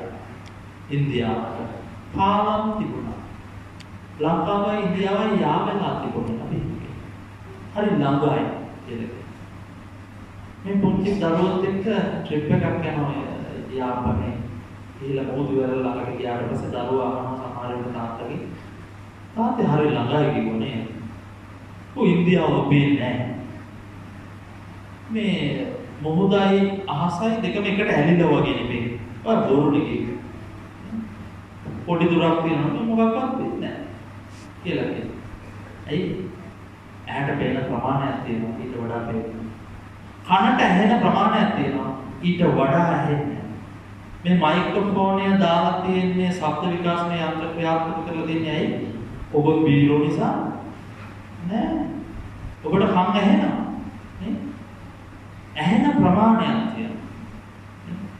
මේ ධර්ම දේශනාව අර කඩවල පැත්තට අවුල් කරලා තියෙන කඩවලට ඇහෙන්නේ නෑ. මේ ශබ්ද මති. එයාට සංවේදී. දේවල් තොමනි රස උතුම රසක් කියලා කියනකනේ මේ ව්‍යංජනේ මේ චොකලට් එක මේ බීම එක උතුම රස සාමාන්‍ය රසක් දැකලා තමයි අපි ඔය කෑම. එතකොට හැම තැනකම බලන්න ලෝක යථාර්ථයේ ඉදිරියේ අපි සීමිත වෙලා ඉන්නේ අපි හිතනවා මේ තමයි උපරිම කියලා. නෑ. ඒ විදිහට අපි බලනවා ඇහෙන් දැකලා රූපය දැකලා මේ රූපේ නාකි වෙනවා කියනකොට අපි ගෙනියන්නේ අතෙන්ට. සම්මුති වයෝවෘද්ධ තත්ත්වයට. දැන් වෙලාව 7:25. 6:35ට හාමුදුරුවෝ නමක් වඩිනවා මේ විහාරස්ථානයේ ධර්ම දේශනා කරනවා. 6:35 වෙනකොට පිරිසක් එකතු වෙලා ඉන්න ධර්ම ශ්‍රවණය කරා. දැන් 7:25. එතන පැහැදිලි කරනවා 6:35ට වැඩපු හාමුදුරුවෝ මෙතන නැහැ මේ මොහොතේ. 6:35ට එකතු වෙච්ච කිසිම කෙනෙක් මේ මොහොතේ නැහැ. ඔබ හිතනවා හිතේ හාමුදුරුවෝ පිස්සුද නේද? මේ ඉන්නේ මේ මගේ පුතාත් ඉන්නේ මම මගේ දරුවෝ උකුලේ තියාගෙන ඉන්නේ මේ හාමුදුරුවෝම ඉන්නේ. එතන තේරුම් ගන්න තාර්කය කියන එකයි විශ්ව දහම බුදුහාමුදුරුවෝ පෙන්නපු උතුම් දහමයි අහසට පොළොව වගේ ඊට එහා ළඟටවත් යන්න බෑ. අපි මේ සාමාන්‍ය පෙනුම් තියෙන මේ ඇස් දෙකෙන් අසරණ දුප්පත් අහිංසක ඇස් දෙකෙන් දැකලා නොයේ කාර්යතර වැරදි. අපි හිතන මොහොතේ වයසට යනවා. හැම මොහොතකම වේවීමකින් යුක්තයි මේ. ප්‍රාස දාර්ශනිකයෙක් හිටියා හෙරක්ලිටස් කියලා. හෙරක්ලිටස් මේ දාර්ශනිකයා පැහැදිලි කරනවා no man never steps in the same river twice, for it's not the same river and it's not the same man. මිනිස්සෙකුට කිසිම අවස්ථාවක ගඟකට දෙපාරක් වහින්න බෑ එකම මිනිසයාට. දැන් අපි හිතනවා ගම් යෝගේ ඉන්න මිනිසයා ගඟට බහිනවා ආයෙත් උඩට යනවා. ආයෙ බහිනවා ආයෙ උඩට යනවා. එයාමයි මේක කරන්නේ. මම හිතන්නේ එහෙම. මගේ ඇහැට පේන විදිහට මම තීරණය අරන් කියනවා වෙනවා කියලා. නමුත් අතට මේක නෙමෙයි. අර ගම් ඉවුරේ හිටපු කෙනා ගඟට බැස්සට පස්සේ ගම් ඉවුරේ හිටපු කෙනාට මේ ගඟේ ඉන්නේ හැම ක්ෂණයකම වෙනස් වෙනවා. ගම් ඉවුරේ ඉන්නකොට තිබිච්ච ගම් ජලය නෙමෙයි ගඟට බැස්සට පස්සේ තියෙන්නේ. හැම මොහොතකම වෙනස් වෙනවා. මේ ස්වභාවය තමයි ලෝක යථාර්ථය. ඒක ක්‍රිස්තියානි මිනිස්සුන්ටත් එච්චරයි, මුස්ලිම් මිනිස්සුන්ටත් එච්චරයි, බෞද්ධ පසුබිම තුල ඉන්න කෙනාටත් එච්චරයි, වෙන කෙනෙකුටත් එච්චරයි, දෙවියන්ටත් එච්චරයි, ගහකොළටත් එච්චරයි, මේ ගොඩ නැගිලි වලටත් එච්චරයි, ඇඳුම් බැලඳුම් ඕනම දෙයකට එච්චරයි. ඒ විදිහටම තමයි වෙන්නේ. වෙනසක් නැහැ සත්ව ලෝකේ කාට. එකම ක්‍රියාවලිය. ඒක තමයි බුදුහාමුදුරුවෝ දැකලා කිව්වේ අනිත්‍ය, දුක්ඛ, අනාත්මතාවයෙන් යුක්තයි මේ ලෝක ස්වභාවය කියලා ලෝක යථාර්ථය. ඉතින් බුදුරජාණන් වහන්සේ පැහැදිලි කරේ මේ ශරීරය රෝග නිද්ධම් පබම්බුරා. දැන් අපි වේවන ස්වභාවය අවබෝධ කරගන්නේ වයෝවෘද්ධ තත්ත්වයටපත් වුණා. ඒක එහෙම නෙමෙයි. හැම මොහොතකම හැම ක්ෂණයකම අපි වෙනස් වෙනවා. පුංචි කලලයේදී අපි හිතන්නේ අනේ මේ පුංචි කලලයක් ඇති වුණා. මෙයා දැන් ටික කාලයක් ගියාට පස්සේ පුංචි දරුවෙක් ඉපදුනා. දැන් මේ වර්ධනය වෙනවා කියලා අපි රූපේ දැකලා තීරණය කරනවා. නෑ ඇත්තටම වර්ධනයක් නෙමෙයි තියෙන්නේ. ඇත්තටම තියෙන්නේ වේවීම. ඔය වේවීම අහිංසක ඇත්තකින් අපි රූප දැකලා ඔළුවට විඥානය හරහා මනසින් මේ සිතුවිලි වලට එකතු වෙලා අපි වචන වලින් පෙරලලා කියනවා අනේ වර්ධනයක් කියලා. මොන වර්ධනයක්ද? කලලේ ඉඳලම වෙනස් වෙන එක වෙන්නේ ඔය වෙනස් වෙන සුළු ස්වභාවයට එක ස්තරයන් වලට අපි වචන දෙනවා සම්මුතික දේවල්. පුංචි පුතේ ඉපදුනා විතරයි. නමුත් අර කලලේ ඉඳන් මොකද වෙන්නේ? ඊට පස්සේ මෙයා කොළු ගැටේ මෙයා තරුණයි කෙනෙක් කියලා මම හරිය තරුණයි. කියන මොහොතේත් වයසටපත් වෙනවා වේය වෙනවා. ඒක තමයි ඇත්ත. නමුත් කෑ ගහලා කියන මම තරුණයි. අනිත්‍යයට අපහාස කරනවා කියන්නේ. ඒ කියන වචනේ තුලත් එතුමා ඒ කියන කෙනා වේ වෙනවා. වයසට එතකොට මේ ස්වභාවය ඔබට දැන් තේරෙන්නේ නැහැ. ඒ තේරෙන්නේ නැති නිසානේ අර බණට වැඩමුහාමුදුරුවෝ තමයි දැනුත් ඉන්නේ කියලා හිතන්න උත්සාහ කරේ. අවුරුදු 15ක් 20ක් ගෙදරින් එහා වෙනත් රටෙන් එහා වෙන රටක එතරම් ගිහිල්ලා වැඩ කරපු කෙනෙක් එකපාරට එනවා. අවුරුදු 15ක් විතර ගිහිල්ලා ගෙදර එනකොට මෙන්න මෙයා වෙනස් වෙලා. අනේ මේ මොකද පුතේ ඔබ ඇදලා ගිහිල්ලා පොණ්ඩෙත් හොඳටම බැහැිලා. එයා කියනවා ගෙදර අයට අම්මේ වාගේ හැටි අනේ මොකද නේ? අද මේ ඉමෝ තියෙනවා වයිබ තියෙනවා අහවල් දේවල් හැමදේම තියෙන නිසා තාක්ෂණික බලාගෙන කතා කරනවා. ඒව නැතුව තිබුණොත් මං කියන්නේ ඒක බලන්න බෑ. වෙනස දකින්න කාලයක යනවා ඒක. මේ ඉඳගෙන ඉන්න ගමන් ඔබට කියන්න බෑ නම් ආමුදුරු වෙනස් වීගෙන යනවා මගේ පුතා වෙනස් වීගෙන යනවා. ඒක කියන්න බෑ. හැබැයි ස්ලෝ මෝෂන් වීඩියෝ එකක් දාලා බලුවොත් ඔබ හොඳට තේරුම් ගන්නවා එකපාරට මලක් පිපෙන්නේ. එකපාරටම මේ මිනිස්සෙක් වයසටපත් වෙන්නේ. එකපාරටම ලෙඩ වෙන්නේ නැහැ. ටික හැම මොහොතම වෙනස් වෙනවා. තාසියුම ටික වෙනස් වෙනවා කියලා ඇහැට පේන වයසට තත්ත්වයකට පත් වෙනවා. ඔන්න ඔතෙන්ට එනකොට තමයි මිනිස්සු හිතන්නේ සුදු රෙදි ටික ගන්නවා. සිල් රෙදි ටික ගන්නවා නේ. දැන් එන්ජින් එක දුර්වලයි. දැන් පන්සල් යන්න ඕනේ සිල් සමාදන්. අපේ ලංකාවේ බොහෝ තැන්වල අපි දකින්නේ හැම පන්සලකම වගේ ආච්චි අම්මලයි සීයලයි තමයි. බණශාලාවේ ඉන්නේ. ඇයි අනිත් අයට මොකද වෙලා තියෙන්නේ? අනිත් අය හිතන විදිය වැරදි. මොකද එයා හිතන්නේ හොඳටම මෙන්ටල් වෙන්න ඕනි සිල් ගන්න. ඒ ඉන්නකම් මොකද කරන්න ඕනේ? ඔහි අනිත් ඒවල අනිත් වැඩ විතරක් කරාම නැහැ. නිකන් කරන්න ඕනේ. පොය දවස සමහර විට සතියේ මැද පොය දවස් වැටුණාම මේ කරන්නේ දැන් අඟහරුවාද පොය වැටෙනවා. මේගොල්ලෝ කරන්නේ ටග්ගාව රජයේ සේවය කරන අය නම් සඳුදාත් නිවාඩුවක් දාගෙන. සිකුරාදා හවස ඉඳලා නැත්නම් සෙනසුරාදා ඉඳලා සඳුදා අඟහරුවාදා ලොන් වීකෙන්ඩ් එකක් කියලා ඔය යනවා. අර ආර්ටිස්ටියා විතර පන්සල ළඟින් බස් එක අරපුව යනවා. ඊපස්සේ දෙකට කැඩිච්ච පණුව වගේ දඟලනවා. සද්ද මොනවා හරි දාලා. මේ මොකද කරන්නේ? මේ අපි තරුණ කාලේ සතුටු වෙනවා. කෙනෙක් නෑ. තවත් පල්ලෙහාට වැටෙනවා. ඕ හොඳටම අවලං වුණාට පස්සේ ඔන්න මේ ඊට ගාට පන්සලට එනවා මේ සිල් ගාගෙන ආපු නැති අය. අද අපේ රටේ ඒක නෙමෙයි තත්ත්වය. ඒක තමයි. වයසක ආච්චිලා සියලා විතරයි පන්සලට එන්නේ. අනිත් අය එනවා නෑ මම කියලා දේශනා කරනවා නෙමෙයි. අඩු. එයාට ආකල්පෙ දීලා නෑ. ඒ ආකල්පෙත් එනවා. මොකද උපතේ සිටම අපි වේවන එක නෙමෙයි. උපත්ත්‍ය සහය වේදා මරණාගතං සබ. බුදුහාමුදුරුවෝ පැහැදිලි කරනවා. රෝග නිට්ටම් පවංගුරා මේ ශරීරයට රෝග කාරණා ඇති වෙනවා. කිසිම හේතුවක් නැතුව කෙනෙක් මැරෙන්නේ නැහැ. අපි කියනවා කියමකට අනේ යා hina වෙවිදී පුටු ඉඳගෙන ඉන්න ගමන් එකපාරට මැරුණා. හරි වාසනාවන්ත මරණයක් කියලා. මරණයක් මොකද වාසනාවන්ත වෙන්නේ? කිසිම හේතුවක් නැතුව කෙනෙක් මැරෙනවා නම් බුදුහාමුදුරන්ගේ ධර්මය අංක එකටම බොරු වෙනවා. පෝස්ට්මෝර්ටම් එක බලද්දී මරණ පරීක්ෂණයේදී වෛද්‍යවරු නිර්දේශ කරනවා මෙයාගේ ලේ කැටියක් හිර වෙලා මරණයටපත් වෙනවා. මෙයාගේ නහරයක් පුපුරලා මරණයටපත් වෙනවා. අන්න ප්‍රතිඵල ඉදිරිපත් කරනවා. නිකම් මරන්නේ නැහැ. බුදුහාමුදුරු දේශනා කරේ රෝග නිට්ටම් පමකුණ රෝග කාරණා නැති කුරුල්ල වේදවා කැස්ස හැදෙනවා අම්බිරිසාව හැදෙනවා උණ හැදෙනවා. දැන් මෙතන ධර්ම ශ්‍රවණය කරන ඔබට කිසි කෙනෙකුට කියන්න බෑ මම ඔබේ මනසේම කියවල කියනවා නෙමෙයි. කෙනෙක් වැරදියට දෙනු ගන්න පුළුවන්. සමහර අය සෝවාන් කියලා කියන්න උත්සාහ කරනවා.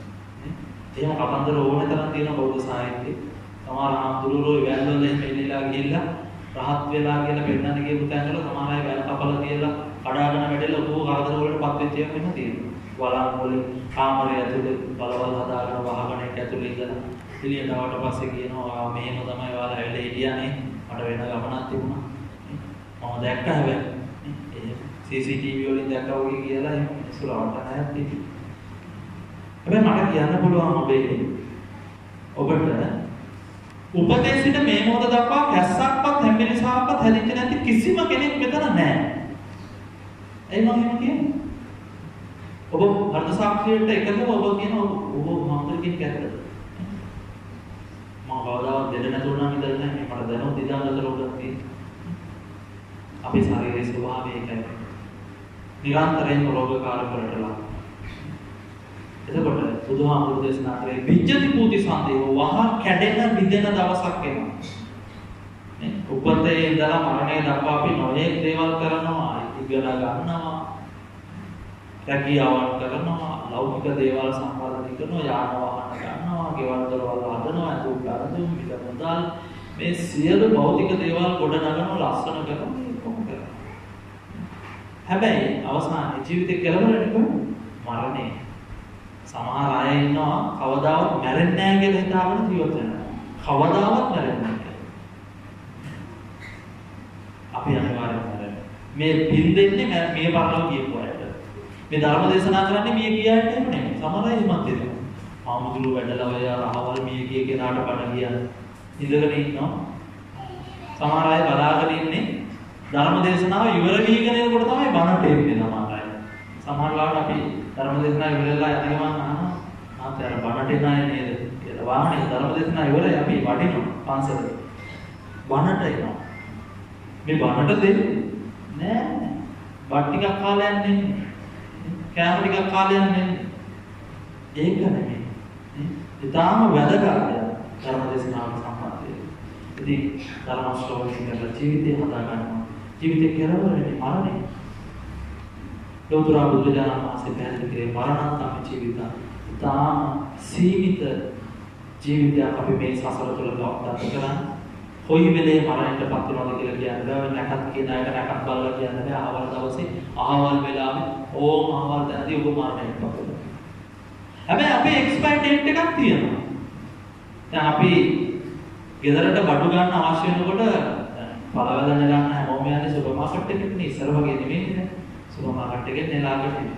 එතකොට බලනවා ඒකේ තියෙන ගන්න භාණ්ඩ තමයි සල්ලි දීලා නෙගන්නේ. මාංශ වල වැඩ කරපු රැකියාවක් කරලා සල්ලි ගන්න දේවල් වලින් මේ බඩු ගන්න. බලනවා මේක එක්ස්පයර් වෙලාද, ප්‍රොඩක්ට් ඩේට් එක මොකක්ද, එක්ස්පයර් ඩේට් එක මොකක්ද කියලා. ඒව හොඳට බලලා කියනවා. දැන් අපේ ප්‍රොඩක්ට් ඩේට් එක තියෙනවා. උපන්න සාතිකේ බලමුකම හැමෝගේ උපන්දිනේ ඔය සමරන්නේ බර්ත්ඩේ පාටි කියලා දෙකට කැඩිච්ච පණුව වගේ හැමතැනම දඟලනවා. මේ එක අවුරුද්දකින් වයසට යනවා. ඒක සමරන විදිය බලන්න. හැමතැනම කුඩු ගහලා ඒක මල් හැමතැනම ඒවා රැගේ ඇලුනට පස්සේ යන්නේ නැහැ. ස්ප්‍රේ කරලා ඒක විකාර කරනවා. අර ගෙනහලා දෙන කේක් එක මුළු මූණ හැමතැනම ගහනවා මේ. ඇඟිත් එක ගහනවා. මේ බර්ත්ඩේ පාර්ටි. මොන තරම් විකාර දේවල්ද? එතකොට ජීවිතේ අර්ථාන්විතව ජීවිතේ දිහා බලන්න. අනේ මට අවුරුදු වයසට ගියා. මම ජීවත් වෙලා ඉන්නේ අවුරුදු 50යි නම් තව 49යි තියෙනවා. අවුරුදු 40යි නම් තව 39යි තියෙනවා. ඒ නගන්න තියෙන නඩු ටික උච්චරයි තියෙන්නේ. එච්චර ඉන්නවද නැහැ. ඒ නිසා අපේ එක්ස්පයර් ඩේට් එක තියෙනවා. හැබැයි ඒක හිටින් වෙලා තියෙන්නේ. පේන්නේ නැහැ. නැකත් කාර්යයට හොයාගන්න බෑ ඒක. හැබැයි මෙතන කවුරු හරි ඉන්නවා නම් මනසෙන් ඉතාම ඉහළට තත්ත්වයටපත් වෙලා මනස මෙහෙवला බලන්න පුළුවන් කෙනෙක්. අනාගතේ දකින්න පුළුවන් කෙනෙක්. එයාට කියන්න පුළුවන් පැහැදිලිවම තව සති දෙකක් යනකොට එයා මරණයටපත් වෙනවා. ඇඟිල්ල දික් කරලා. අපි එහෙම දැනගෙන හිටියනම් මේ වයසටම යන්න ඕනේ නැහැ මැරෙන්න. මොකද අසට ඉන්න අය මේ පාරට ගියට අපිට හදිස්සියේ කිසිම කැලස් විදියට යනවා පාර මැදි. සමහර අය වයිරින් කරගෙන යන්නේ පාර මැදි ඔය මොකක්වත් නැහැ ඔය යනවා. අනිත් පැත්තේ වාහනේ ඇවිල්ලා එතනම චප්ප වෙලා යනවා. ඉවරයි ජීවිතේ. එහෙම කෙනෙක් මෙතන ඉන්න පුළුවන්. තව සති දෙකකින් ජීවිතේ විනාශ වෙලා යනවා. මරණයටපත් වෙනවා. එහෙම කෙනෙක් කියලා තිබුණා නම් කොහොමද? හරියට මහවදස්සයා මැරෙන කොහොමද යාට එකකින් ගැලවෙන්න බෑ. දැනගෙනත් ඉන්නවා. ඔය දවසේ එනකම් මොන තරම් බඩ යනවා නේ? දැන් බලන්නකෝ මේ අර මරණ දඬුවම දෙනකොට මිනිස්සු මොන තරම් හැපිලා බැලමිලා මරණ දඬුවම දීලත් නැහැ. නේ? එහෙම එල්ලලා මරලා නැහැ මේ මෑත කාලේ. හැබැයි වචනේ ආන්නේ ඒක එහෙමනම් ඇත්තටම දවස් දැනගත්තා නම් කොහොමද? හැබැයි ඒ දවස් අපේ තියෙනවා.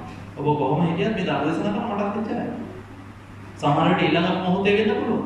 ඊට දවසේ මගේ ජීවිතේ ඉවර වෙන්න පුළුවන්. ඒක මම දන්නේ නැහැ. අපි හැමෝටම එච්චරයි. ඒ නිසා ඒ දවස් අනිවාර්යයෙන්ම තියෙනවා කියලා හිතාගෙන ඔබ ජීවත් වෙන්න තේරෙන්නේ. මම මැරෙන දවසේ එනවා. මැරෙන්න කලින් අපි තාම හොඳින් ක්‍රියාත්මක වෙනවා. ඉතින් මොන ආගමික පසුබිමක හිටියත් බුදුදහම අපිට තාම හොඳින් මේ ලෝතුරා බුදුරජාණන් වහන්සේ පැහැදිලි කරපු කරුණු ග්‍රහණය කරගන්න පුළුවන්. අර ඉංග්‍රීසි සාහිත්‍යයේ තුම දක්ෂ කවියෙක් ඉන්නවා මම මේ දේශනා කරපු ගාථාවටම ටිකක් ළඟින් ඉන්න කවි පන්තියක්. ඔහු ජෝන් ඩන් කියලා 1531 ගණන් වල උපත ලැබපු මෙටාෆිසිකල් පොයට් කෙනෙක්. අපි කියන්නේ රූපක පිළිබඳව කතා කරන දක්ෂ කවියෙක්. ඔහු කවි පන්තියක් ඉදිරිපත් කරනවා death be not proud. මරණය නුඹ උඩඟු වෙන්නේ කියන අදහසෙන්.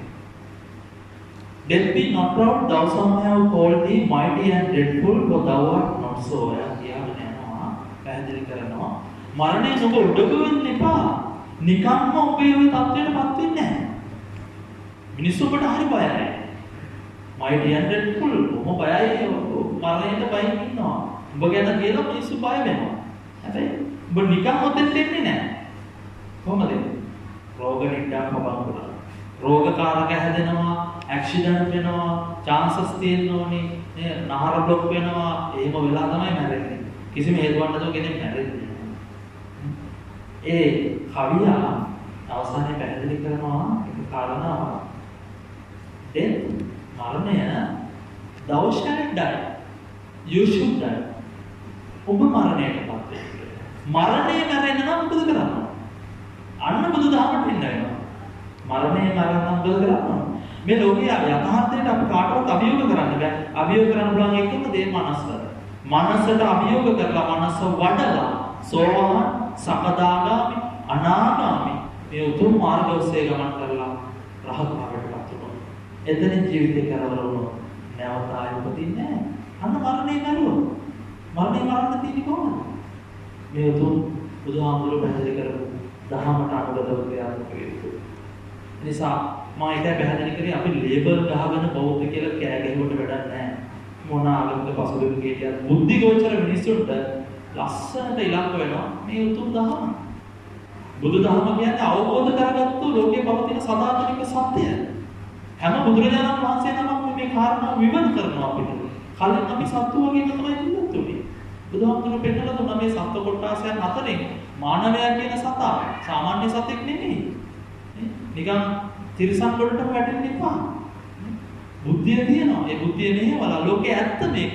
මේ ඇත්ත අවබෝධ කරගන්න මේ මාර්ගයේ ගමන් කරන්න. හොඳ ඖෂධ දුන්නා. ડોක්ටර් කෙනෙක් ළඟට ගියාට පස්සේ හොඳට බලනවා නලාව තියලා බලලා කියනවා මෙයාට හැම්බිරිසාව තියෙනවා කැස්ස තියෙනවා පොඩ්ඩක් අහින්න කියලා බලලා ටෝච් එකක් අටාරින්න කියලා දිවත් එළියට දාන්න කියලා බලලා ටෝච් එකක් දාලා එළිය දාලා බලලා කියනවා ප්‍රෙස්ක්‍රිප්ෂන් එක ලියලා දෙනවා මේ ටික ගන්න ෆාමසි එක ගන්න. අපි ඔය ටික ඇවිල්ලා ડોක්ටර් ඉක්මනට මොකද වෙන්නේ කියලා අර ඔක්කොම ටික අරගෙන එක හැරෙන්න කියලා දැම්මොත් අපි හොඳ වෙයි. එතනම වෙන්නේ බුදුහාමුදුරුවෝ වෙච්චෝපම දිනවල හොඳම වෛද්‍යවරයා බුදුරජාණන් වහන්සේ. ඉතාලම හොඳට මේ ඖෂධ වට්ටෝරු බුදුහාමුදුරුවෝ පැහැදිලි කරා. ඒ වට්ටෝරු ඉතාලම හොඳයි. අපි පානය කරන්නේ ඖෂධ ටික. පිළිවෙලට ගන්නවා. එහෙම නැතුව කෙනෙක් හිතනවා අනේ මට එක පාට rahat වෙන්න. ආවල් තැනට ගිහලා උන සතියක් දෙකක් එක දිගට ඉඳගෙන මම පටන් ගන්නවා. ටික වෙලාවක ඒතන ඉන්න කෙනෙක් කියනවා ආන්න දැන් අමුතු දෙයක් දැනෙනව නේද? ආයෙත් තමයි rahat කරන්නේ. ඔබට දැන් මේ කියන දේ මම හිතන්නේ තේරෙනවද? ඔබට එහෙම දැනෙනව නේද? ඔව්. එහෙනම් බාරි. ඔබ එහෙමම හිතන්න. නෑ එහෙම දෙයක් නෙමෙයි නේද? බලන්න අපි මොනතරම් වැරදි මාර්ගයකද ඉන්නේ. එනිසා නිවැරදිව මේවා ඉතාම හොඳින් අනුගමනය කරලා ක්‍රියාත්මක වෙන්න ඕනේ. ක්ෂණික නූඩල්ස් වගේ ගන්න බෑ. මෙතන ඉන්න හැමෝම බලන්න දැන් අද ගෙදර ගියාට පස්සේ ගෙදරට ගිහිල්ලා මේ දර ටිකක් ලිපල දාලා ආල් කරලා මේ පිළිවෙලකට මෙහෙම කෑම හදාගෙන යන අය අඩුයිනේ ඇත්තට. හැමතැනම ඔය චූප්පා මල්ලින නැත්නම් රූපේජ් එක කතා කරගන්නවා. නූඩල්ස් එකක් ගේනවා. ක්ෂණිකව ගන්නවා. කෑම හදාගන්න. ක්ෂණිකව හැම දෙයක්ම එහෙම. දැන් මේ ධර්මශාලාවේ අපි මේ ෆෑන් වැඩ කරනවා. මේ ෆෑන් ඔහේ වැඩ කරනවා අපි ඔහේ ඉන්නවා. නේද? මේ අපිට ඒකෙන් සිස්ස දසක්. ඇයි? පහසු. ඒතකොට හැමදැනම ක්ෂණිකව අපි පහසුකම් යුක්තව අපේක්ෂා කරනවා. ඔය විදිහටම දැන් අපි පාවිච්චි කරන Android phone එකේ කරේ ඇප් එකක් ඉන්ස්ටෝල් කරලා කෙනෙකුට ඉංග්‍රීසි ඉගෙන ගන්නවා, තමිල් ඉගෙන ගන්නවා, ෆ්‍රෙන්ච් ඉගෙන ගන්නවා, චයිනීස් ඉගෙන ගන්නවා, ඇප් එකක් ඉන්ස්ටෝල් කරගෙන ඒක ෆලෝ කරලා රටක් දාලා යනවා. නේ? ලේසි. ඔය වගේ Android ලෝකයේ ඉන්න මිනිස්සු හිතන්න පටන් ගන්නවා නිවන් දකින්න එක රටවල කරගන්න පුළුවන්. කොහෙට හරි ගිහිල්ලා ගලක් පල්ලෙහාට ගිහිල්ලා ඉඳගෙන ඉඳලා අනේ මම වෙනස් වුණා කියලා ආවොත් මිනිස්සු පිළිගන්නවා. නෑ. එහෙම රහත් භාවයටපත් වීම සෝහන් සකදාගාම මේ තා මානසික ඉහළ තත්ත්වය. දැන් මම පැවිදි වෙලා අවුරුදු 22ක් වෙනවා. අවුරුදු 11ක් මම පැවිදි. මම නම් තාම සෝහන් වෙලා නැහැ. බොරු කියන්නේ බෑ. අපේ කට වචනේ තියෙනවා ගෙදර කෙනෙක් පැවිදි වුණොත් එහෙම හතර වර්ගයක් නිවන් දකිනවා. අමු පට්ටපත් බොරුවක් ඒක. හතර වර්ගයක් විතර නිවන් දකින්නේ. පැවිදි වෙච්ච කෙනා සෝහන් වෙලාවත් නැතුව වෙනවා. ඉතින් තාම ඉතින් දැන් අපි සමාජ මට්ටමකට අපි ඉගෙන ගන්නවා. අපි ප්‍රවාසය උගන්වනවා. සමාජයේ මට්ටමත් එක්ක අපි හැදගෙනilla දැන්. ඩුප්ලිකේට් වෙලා තියෙනවා දැන්. ඒ බුදුහාමුදුරන්ගේ කාලයට වඩා වෙනස් වෙලා. නමුත් අපේ ඉලක්කය අපි දන්නවා නිවන දක්වා යන්නේ. අපි හැමෝම මේ පැවිදි දෙකට. අපි ගමන වේගයෙන් යනවා හංසයෝ වගේ. එසා මේ වේගය ඇති කරගන්න ඕනේ. හැබැයි ක්ෂණිකව එක ලාභා කරගන්න බෑ. එසා මනස දියුණු කරගන්න. ඇරිස්ටෝටල් ප්ලේටෝ වගේ ශ්‍රේෂ්ඨ දාර්ශනිකයෝ තමන්ගේ ආගමික පසුබිම ප්‍රතික්ෂේප වෙච්චා. බුදුදහම එහෙම එකක් නෑ. ඒ නිසා තමයි ගොඩාක් පන්සල් අද කුරුණෑගල පැත්තේ එහෙම පන්සල් 300 ගාණක් තියෙනවා. පන්සල් හොඳට තියෙනවා. හාමුදුරුවෝ නෑ. හාමුදුරුවෝ නැත්නම් හාමුදුරුවන්ටම ගණන් ඉන්නේ කරන්නේ මිනිස්සු යන. ඒකට හේතුව මොකද? අපි නිදහස වැඩි. බුදුහාමුදුරුවෝ දේශනා කරන්නේ ඒහි පස්සිකව ඇවිල්ලා චෙක් කරලා බලන්න ඔබට මේ ධර්මයේ ගැළපෙනවද? ඔබේ පවුලට හොඳද? ඔබේ ලයිෆ් ස්ටයිල් එකට හරියට ගැලපෙන මැච් වෙනවද? නේ? එහෙම නැත්නම් ඉතින් කමන්න. නේ? බුදුහාමුදුරුවෝ පැහැදිලි කරනවා හොඳට හොයලා බලන්න. විවේචන කරලා බලන්න ගැළපෙනවද නැද්ද? නමුත් අනිත් ආගමික පසුබිම් වල එහෙම නැහැ. සිකුරාදට අනිවාර්යයෙන්ම පල්ලියේ ඉන්නවා. නේ? 12 එක පැය තුල පල්ලියේ ඉන්නවා. මුස්ලිම් මිනිස්සු. 12ට එකට ඔය මොග්ගල පිටේ පැත්තට ගිහිල්ලා බලනකො ඔය ආර්ථික බලපස්ථානනේ. Android දේවල් තියෙනවා ඒ තැන්වල. තමන්ට ලැප්ටොප් එකක් ගන්න නේ. එහෙම නැත්නම් ඔය තාක්ෂණික මේවලා මොනවා හරි ගන්න ස්පීකර් සෙට් එකක් හරි මොනවා හරි ගන්න ගියාම මුස්ලිම් කඩ තියෙනවා. ඒව වහලා. ඇයි? පල්ලියට ගිහින්. සමහර ලොකු ෆාමසි තියෙනවා. අනේ අපේ තාත්තා උඩටම අවසන් මොහොතේ ඉන්නේ අනේ මට බෙහෙත් ටිකක් කරන්න දෙන්න. හැබැයි දැන් වහලා තියෙන්නේ අර පල්ලියට. එහෙම කිව්වත් අරින්නේ නැහැ. ඒ මිනිස්සු පල්ලියට යනවා. ඒ වෙලාවට. නමුත් අපේ මිනිස්සු පල්ලියට ගිහිල්ලා එදා මොකද මේ දේවල් කරනවා. හැබැයි ශ්‍රද්ධාවකින් නෙමෙයි. භක්තියකින්. භක්තියට වඩා ඊටාම ඉහළයි ශ්‍රද්ධාව. භක්තිය තිබුණා ඒ අය ධර්මවත් එක්ක යන්නේ. කඩාල් වහලා යන්නේ. ආයතන පාඩු මොන පාඩු පිට පාඩු තිබුණත් එදාට යනවා. ඒ වෙලාවට. ඊළඟට නිකම්ම යාඥා කරලා ප්‍රේ කරලා නිකම් මොහේ ගිනිච්ච සොපින් කවරෙත් එතන දාලා. පොල් තෙල් හරි මොනවා හරි ප්ලාස්ටික් කෑල්ලකුත් එතන දාලා. අනිත් ඇයිදව රෝල බලනවා. තියෙන සෙරප්පු දෙක අනිත් එක්කෙනාගේ සෙරප්පු දෙක දාගෙන. එහෙම නේද? ඒ ඔක්කොම මම කියපු ටික මේ අපේ සමාජයේ වෙනවා නේද මම ඒක එහෙම වෙන්නේ නැහැ. ඒගොල්ලෝ හොඳට ප්‍රේ කරලා යාඥා කරලා දුප්පත් අය කවුද? ඔයාලට අධ්‍යාපන පසුබිම් වල ගැටලු තියෙනවා. අපි උදව් කරා. පොත් ගන්න බැරිද?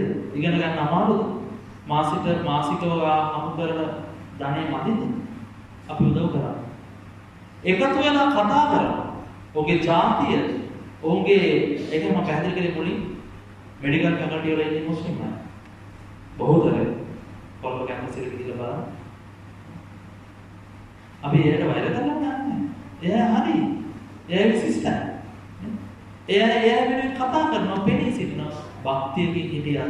වැරදි මතයක ගමන කරා. ඔහුගේ ජාතිය ගැන හිතලා තියෙනවා. ඔහුගේ දියුණුව ගැන හිතලා තියෙනවා අපිට.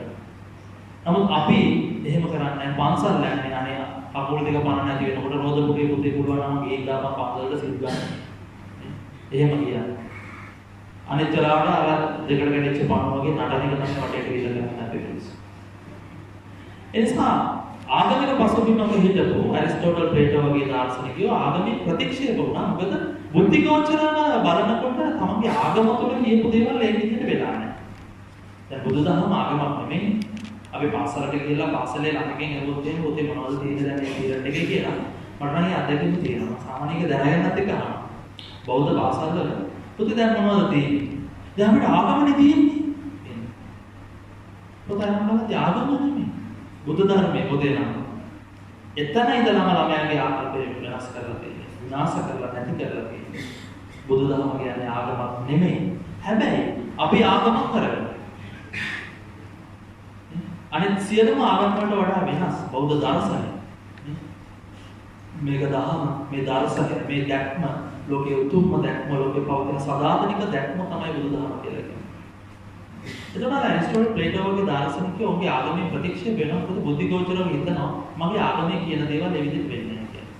බටහිර දර්ශනයේ අපි කතා කරනවා රැෂනලිසම්, බුද්ධිවාදී දර්ශනය. බුද්ධිවාදී දර්ශනය තුළ බුද්ධිය මෙහෙවල කටයුතු කරපු අය හිටියේ ඒගොල්ලෝ බෞද්ධ නෙමෙයි. ඒගොල්ලන්ගේ ආගමික පසුබිම වලින් ඒගොල්ලෝ එළවලා යනවා. මොකද අපේ ආගමට ගැලපෙන්නේ නැති දේවල් වල කියනවා එහෙම කියලා. බුද්ධිවාදී දර්ශනයේ පියා විදිහට සලකන්නේ රෙනේ ඩේකාර්ට් කියන දාර්ශනිකයා. ඔහු බුද්ධිය මෙහෙවලා ප්‍රකාශයක් කරනවා මේ ලෝකේ කියන්නේ මොකක්ද කියලා. ආනන්ද හාමුදුරුවෝ පුංචි පුතෙක් තාත්තා කෙනෙක්ගෙන් සීයා කෙනෙක්ගෙන් අහනවා වගේ හැමතැනම බුදුහාමුදුරන්ගේ තොරතුරු අහලා දැනගත්තා. ආනන්ද හාමුදුරුවෝ එක අවස්ථාවක කරනවා අනේ බුදුහාමුදුරනේ ලෝකේ කියන්නේ මොකක්ද කියලා. ආනන්ද හාමුදුරන්ට බුදුහාමුදුරුවෝ දේශනා කරනවා. ලුජ්ජති පලුජ්ජති ලෝකෝ. කැඩෙන බිඳෙන පළුදු වෙන නිසා ලෝකේ කියලා කියනවා. එතකොට අර රෙනේ ඩේකාර්ට් කියන දාර්ශනිකයා මෙයා බෞද්ධෙක් නෙමෙයි. මෙයා බුද්ධිය ඉතාමත්ම ඉහළට බුද්ධිගෝචරව ක්‍රියාත්මක වෙලා සමාජ දිහා බලපු කෙනෙක්. ඔහු පැහැදිලි කරනවා everything I saw was fall but there is nothing in the world to be certain. මම ලෝකේ දැකපු හැම දෙයක්ම වෙනස් විදිහට සිදු වෙනවා. මගේ ආගමේ කියන සියලු දේවල් සදාකාලිකයි සදාත්මිකයි ආත්මයි කියලා කියනවා. නමුත් මම පොඩි කාලේ දැකපු දේවල් දැන් මගේ වයස මුකුරා යනත් එක්ක අනේ වෙනස් වෙලා. මගේ ආගමේ කියන දේ ඒ විදිහටම පිළිගන්න බෑ මට. මට බුද්ධියක් තියෙනවා. මම බුද්ධිගෝචරව බලනවා. ඔහු එහෙම අදහස් කරනවා. ඒක කොහෙටද යන්නේ? අවබෝධිත දහම අනුගමනය කරන්න වෙනවා. ඒ සමෝන ආගමික පසුබිමක හිටියා මේ කාරණාවට එන්න සිද්ධ වෙනවා පැහැදිලිව. ඒ බුදුරජාණන් වහන්සේ තවන් තුන් දර්ශනයක් අපිට පැහැදිලි කරන්න දෙනවා. බුදුහාමුදුරුවෝ සීමිත කරලා දේශනා කරේ නෑ. අපි මේ බෞද්ධ කියලා අපි ලේබල් කරගත්තා. බුදුහාමුදුරුවෝ සකල ලෝක වාසීන්ට බොහොම ලස්සනට දේශනා කළා. සබ්බ පාපස්ස අකරණං කුසලස්ස උපසම්පදා සචිත්ත පරියෝදපණං ඒතං බුද්ධානුශාසන. කිසිම පාපී කටයුත්තක් සිදු කරන්න බෑ කියන හැමෝටම. පෞකරණ එකකින් හොඳක් වෙන්නේ නැහැ. අපි අංක එකටම කියනවා අපේ පංචශීල ප්‍රතිපදාවේදී පාණාතිපාතා වෙනවනේ සික්ඛාපද සමාධිය. මේ ලෝකතලය තුල ඕනෑම කෙනෙකුට ජීවත් වීමේ අයිතියක් තියෙනවා. මේක මගේ රට කියලා කෑ ගහන්න බෑ. මේක මගේ ඉඩම කියලා කෑ ගහන්න බෑ. මේකේ පණුව ඉන්නවා, කුරුමීන් ඉන්නවා, කොච්චර සත්තු ඉන්නවද මේකේ? මම මෙහෙම කිව්වට ලෝභ වෙලා මේ සාමාන්‍ය ඇස් දෙකෙන් දැකලා මේ කණෙන් අහලා සිතුවිලි අරගෙන මායාවක හිර වෙලා මේක මගේ කියලා අල්ලගත්තා නම් මට මාවත් නැති කල මේ මොනවද නේ අවබෝධය ඇති කරගන්න අවශ්‍යයි. අවබෝධයෙන් යුක්තව ක්‍රියාත්මක අවශ්‍යයි. ඒ සබුදුහාමුදුරුවෝ දේශනා කළා කිසිම ආකාරයක පාපේ කටයුතු සිදු කරන්න එපා. කුසල් සංවර්ධනය කරගන්න හැකියාව ඇති කරගන්න.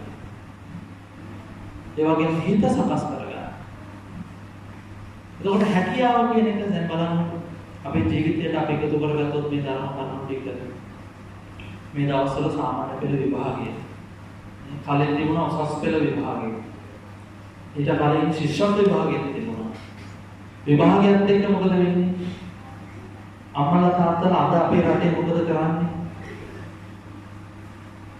කාව්‍ය සාහිත්‍ය ග්‍රන්ථවල සඳහන් වුණේ කොහොමද ගුණ නැන්න බෙලෙන් යුතු පුතුමය ඉතා ගුණ අංක එකට ආවේ හැමතැනම අද සමාජයේ අම්මලා තාත්තලා සමහර විට ගුරුවරු කරන්නේ මොකක්ද නැන එකට ගෙනල්ලා නැන එකට ගත්තොත් වැඩි බලයක් මව්කුසේ දරුවා තියාගෙන ඉන්න ගමන් අම්මා කල්පනා කරනවා අර ජාතික පාසල ළඟින් පදිංචි වුණා නම් හරියි මොකද මෙයා එක වසරට දාන්න පුළුවන් මේ අර අහවල් ටියුෂන් මාස්ටර් ඒ පන්ති කරන පැත්තට ඉන්න හිටියන හරියි සමහර විට මව්කුසක් දරාගෙන ටියුෂන් එක ළඟට ගිහලා ඉන්න අමල තියෙනවා. ඇයි මේ? දැනම විතරක් කොම්ප කරන්න උත්සාහ කරනවා. දැනම විතරක්. දැනම විතරක් දුන්නොත් දරුවන්ට මොකද වෙන්නේ? ඔබ හිතන්නේ අනේ දරුවන්ට හොඳ අධ්‍යයනයක් කරනවා. දරුවන්ට හැකියාව දෙන්න බෑ. දැනම ගන්න ඕන තරම් මාධ්‍ය තියෙනවා. ඒ හැකියාව දරුවෝ විසින් දියුණු කරගන්නවා. ඒ නිසා අම්මලා බය වෙනවා විභාගයක් ලඟ වෙනකොට. ලෝකේ විශිෂ්ටව වෙලා තියෙන්නේ ඔය දැනුම විතරක්. ඒ කියන්නේ මීටරේ කියලා හොඳට මීටරේ තියෙනවා. මීටරේ තියෙන මිනිස්සුම නෙමෙයි ලෝකේ විශිෂ්ටව. ඉහළ උපාධිධාරයන් නෙමෙයි ලෝකේ විශිෂ්ටව. එයා විශිෂ්ට වෙලා තියෙනවා. නමුත් ලෝකයේ උඩු යටිකුරු කරපු අය හිටියා. ශිෂ්‍යත්වයක් පාස් වෙන්නේ නැහැ. ඒ මොකද්ද? හැකියාව. හැකියාව කියන එක සාමාන්‍ය මට්ටමේ තියෙන විභාගයකට වණින්න බෑ. අපි එතන හිර වෙලා. අම්මලා තාත්තලා ගුරුවරු ඔක්කොම හිර වෙලා. විභාගය ලඟ වෙනකොට එක්සෑම් ෆෝබියා එනවා. අම්මට තමයි හොඳට පැහැදිලි. ඉක්මනට පෑන් කලර් ටිකක් අරගෙන යනවා පන්සලට. මම මේ පැහැදිලි කරන්නේ හොඳට තේරුම් ගන්න. බුදුදහම ආගමක් වෙච්ච විදිහ මම මේ කියන්නේ. පෑන් කලර් ටික අරගෙන පන්සලට ගිහිල්ලා පොද කරා සමහර විට වහිනවා. පොද වැටෙනවා. වටේ කරගෙන පෑන් ටික අරගෙන ලොකු අමාරු ලොකු කාලක් කරේ ධ්‍යාන කරගෙන. වතුර දාන. කියා මොනෝදෝ කී මොන ගාතත් වැරදි. වතුර වාක්‍ය. බාහිරින් බලාගෙන වෙනත් ආකාරයක කෙනෙකුට පේන්නේ මෙයාට පිස්සු. හොඳටම පිස්සු. පිස්සු තද වෙලා කියලා යද්ද. එහෙම වටේ කරගෙන දාලා කොලේ තොත් අරගෙන ගිහලා නැත්නම් කඩදාසි මොකක් හරි සුදු රෙද්දක ලියලා තියෙනවා ඉන්ඩෙක්ස් නම්බර් එක. ඒක ලියලා මගේ අහවල් දුවට අහවල් පුතාට ඒ සාමාන්‍ය 9ක් ලැබේවා කියලා බෝධීන් වහන්සේගේ ගමන. මේ බෝධීන් වහන්සේට සාමාන්‍ය ජීවිතයක් හිම තිබුණා නම් ඔය අතෝලින් ගහන විසි වෙලා යන පාරේ මෙහා පැත්තට. මොකද්ද මේ කරන්නේ? ළමයින්ට හැකියාව දෙන්න කියලා. මේක කවදාවත් වෙන්නේ නැහැ. ළමයින්ට හැකියාව එහෙම දෙන්න නැහැ. එතන මොකද කරන්නේ? අපි බෝධීන් වහන්සේලාට කියලා යාඥා කරනවා. බුදුදහම තුළ යාඥා නැහැ. බුදුදහම තුළ ප්‍රාර්ථනා නැහැ. අපි වරද්දගෙන අපි ප්‍රාර්ථනා කරනවා. ප්‍රාර්ථනා තියෙන්නේ දුබලෙයින්ට. මේ දුර්වල මිනිස්සුන්ට ප්‍රාර්ථනා තියෙන්නේ. වැලි ගොඩක් ළඟ ඉඳගෙන අපනේ ප්‍රාර්ථනා කරගෙන ගෙදරට වෙලා හරි ඉඳගෙන ප්‍රාර්ථනා කරතල ඉන්න මොනවද ලැබෙන්නේ? කිසි දෙයක් ලැබෙන්නේ නැහැ. අදිස්ථානශීලීව පෙරට යනකොට ඉදිරියට යනකොට වැටි නැගිට යනකොට අන්න සාර්ථකත්වය. බෝසතාණන් වහන්සේට තිබුණානේ අර ශ්‍රාම්‍ය සුරාම්‍ය සුබ කියන මාලිගාවල් වල අනේ මම බුදු වේවා ඉඳගෙන ඉන්නවා. නිකන් වෙන්නේ නෑ. ගෙදරට වෙලා ඉඳගෙන ඉඳලා අනේ විභාගේ පාස් වේවා. පාස් වේද? නෑ. එනිසා හැකියාව කියන එක දරුවන්ට දෙන්න බෑ. අනාමල හැකියාව දෙන්න බෑ. කන්වර්ට් කරනවා කුසලයේ. සමහර අය පිනයි කුසලයයි දෙකක් පටලවා ගන්නවා. අනේ මම කුසල අනුමෝදන් මේ කුසල අනුමෝදන් කුසල ගෝමෝදන් අනුමෝදන් කරනවා. කුසල අනුමෝදන් කරන්න බෑ. කුසල දෙන්න බෑ තව කෙනෙක්. හැකියාව තමන් ඇති කරගන්න. එහෙනම් කුසල අනුමෝදන් කරන්න පුළුවන් නම් අපි ධර්ම දේශනාවට සම්බන්ධ වෙලා අපි කියන අපි ඒක වැරදි. ධර්ම ශ්‍රවණය කරනවා කියන්නේ කුසල කර්මයක් නෙමෙයි. ඒක පිටකම. කුසල කර්මයක් කරලා අපිට කරලා හිතන්න පුළුවන්, කල්පනා කරන්න පුළුවන් මගේ පුතා විභාගේ පාස් වෙනවා. බෑ. අර ලස්සන ගේමක් තියෙනවා. You can lead the horse to water but you can't make it drink. කෙනෙක් නෙමෙයි. අශ්වය 500ක් විතර ඔබට එතනින් එහාට වැඩි ප්‍රමාණයකුත් ධම්මල් දාලා ගන්නට හදාගෙන ඇදගෙන යන්න පුළුවන් වතුර වලකට. එක අශ්වයෙකුට වතුර පොවන්න බෑ ඔබට. අශ්වය වතුර බොන්න ඕනේ. ඒ මොකද අශ්වයන් හැකියාව. අශ්වය වතුර බිව්වේ නැත්නම් පිපාසිත මැරෙනවා. නමාරු. පුංචි දරුවෙක් ඉපදුනාට පස්සේ කිරි ටික දෙන්න පුළුවන් අම්මට. කිරි බොන එක අම්මට කරන්න බෑනේ. එනිසා හැකියාව කියන එක දරුවා ඇති කරගන්න නැවත දිනු කරගන්න. නිසා අද අපි ඉතාම දුර්වල සමාජයක ඉන්න අම්මලා තාත්තලා බලන්නේ ಗುಣ නැතුව නැන විතරක්ම පොප්ප කරනවා. මුල ඉඳලම අපේ අධ්‍යාපන පසුබිම සම්පූර්ණ වැරදි. හරිම අසාර්ථක අධ්‍යාපනික පසුබිමක් අපේ රටේ තියෙනවා. ඔබ කියනවා නෑ අපි හරි දැනුමෙන් ඉහළයි. ඔබ ඒක ඇත්ත. ආසියාවේ සාක්ෂරතාවයේ ඉහළම රට තමයි ශ්‍රී ලංකාව. ඒක ඇත්ත. හැබැයි ගුණාත්මක බවින් බැලුවොත් ආධ්‍යාත්මික පැත්තෙන් බැලුවොත් මුළු ලෝකෙම බිඳුවේ ශ්‍රී ලංකාව. ඇයි? හොඳටම ඒ 9ක් තියෙන ළමෙක් උසස් පෙළට ඉඳ ගන්නවා. උසස් පෙළට හොඳට පාස් කරනවා. නමුත් ගුණධර්ම නැහැ බිඳුව. වඳින්න දන්නේ. තාත්තට කතා කරන්න දන්නේ. අම්මට කතා කරන්න හැටි දන්නේ නැහැ. වැඩිහිටියෙකුට කතා කරන්න දන්නේ නැහැ. කඩේකට ගිහින් බඩුවක් කියලා ගන්න දන්නේ නැහැ. ගහන්න වගේ කතා කරන්නේ. එතන ශික්ෂණය නැහැ. සත පහකට වැඩන්නේ නැහැ අධ්‍යාපනය. උපාධි කොච්චර ගහලා දෙන්නත් වැඩක් නැහැ. රාත්‍රී නිදාගත්තට පස්සේ net එක අකුලන්න බෑ. හැබැයි මෙයා ජේෂ්ඨ මහාචාර්ය සත පහකට වැඩන්නේ නැහැ අධ්‍යාපනය. net එකවත් හදන්න. මොකක්ද අධ්‍යාපනය? ආකල්ප වල වෙනසක් නැතුව ආධ්‍යාත්මික පසුබිම තුළ ඉතා උතුම් මනුෂ්‍ය ගුණධර්ම රැකෙන්නේ නැතුව දැනුම විතරක් පොප්ප කරපු අය ඕනේ නම් අපිට ළමයි හදන්න ඕනේ නැහැ. අද ජපානයේ වගේ රටවල් වල human securities නැහැ. රොබෝට්ලා රොබෝට්ලයි දැනුම කාලා දත්ත කාලා රෙස්පොන්ස් කරනවා අපි කියන දේට. Bluetooth switch on කරලා අපිට switch off the light please කියපුවම automatically switch off කරනවා. ගෙදර තියෙන light එක. දැන් ගොඩක් අය ලංකාවේ use කරනවා ඒක. voice එක විතරයි දෙන්නේ. voice වලට දෙලා. අපේ ළමයි නමුත් එහෙම වෙනකොට නිකම්ම රොබෝවරු ඉන්න නිකම්ම දිවෙනක් වඩපත් වෙනවා. ඒ නිසා ගුණධර්ම කියන එක අංක එකයි ගුණ නැන වෙලෙන් යුතු පුතුමේ පුතු කියන්නේ මේ පිරිමි කෙනා විතරක් නෙමෙයි දෙපැත්තට. ගුණ එකට ඇවිල්ලා තියෙන එක. ගුණය නැතුව නැන විතරයි කියනවා. ඒ නිසා දෙමව්පියෝ හොඳට මතක තියාගන්න දරුවන්ට දැනුම කියලා කියන්නේ දැනුම ලබා දීලා මේ විභාග කියලා කියන්නේ ලොකුම දේ නෙමෙයි. අර සාමාන්‍ය කියමනක් තියෙනවා examinations are not a true test of one's ability. මිනිස්සෙක් මනින්න තියෙන හොඳම ටෙස්ට් එක නෙමෙයි විභාග කියන්නේ. මාර්ටින් වික්‍රමසිංහ මහත්තයා ශිෂ්‍යත්ව පාස් වුණේ නැහැ. හැබැයි කලාපාද තියෙන ලංකාවේ විතරක් නෙමෙයි වෙනත් රටවල් වල සිංහල භාෂාව හදාරන විශ්වවිද්‍යාලවල මාස්ටර්ස් වලට PhD වලට ෆලෝ කරනවා ප්‍රොෆෙසර්ෂිප් එකේ ෆලෝ කරනවා. එතුමාගේ පොත් ශිෂ්‍යත්වයක් කියලා. ස්ටිව් ජොබ්ස් මහත්තයා දැන් මේ ගිහිල්ලා වැසකටවත් විශ්වවිද්‍යාලය ඇතුළට ගිහිල්ලා නැහැ. අධ්‍යාපනික පසුබිම වලට. නමුත් විශේෂ දේශනයකට යනවා අන්තිම කාලේදී විශ්වවිද්‍යාලයට. ඒ දේශනේ තා ලස්සන දේශනාවක් අන්තර්ජාලයේදී ඔබ පැහැදිලි කරනවා. මට උපාධි ගන්න බැරි වුණා. නමුත් ඉංජිනේරින් විශේෂවේදී උපාධි ලබාගත්තු අය මගේ ඇපල් සමාගමේ මම යටතේ වැඩ කරනවා. මම කම්පැනි එකේ ඕන සේවකයෝ උපාධි මට උපාධි නැහැ. මොකද වෙන්නේ? හැකියාව. තමන්ගේ හැකියාව. නිසා හැකියාව තමයි වැදගත් දේ. ඒ වගේම අපිට අවශ්‍ය වෙන්නේ ගුණධර්ම තාම ඉහළට සම්වර්ධනය කරගන්න. ගුණධර්ම නැති වුණොත් අපේ සියල්ල නැති වෙනවා. මම කියන්නේ මුලින් පටන් ගත්තේම පැහැදිලි කරේ අපේ අන්තිම පොය කියලා අපි කියනවා.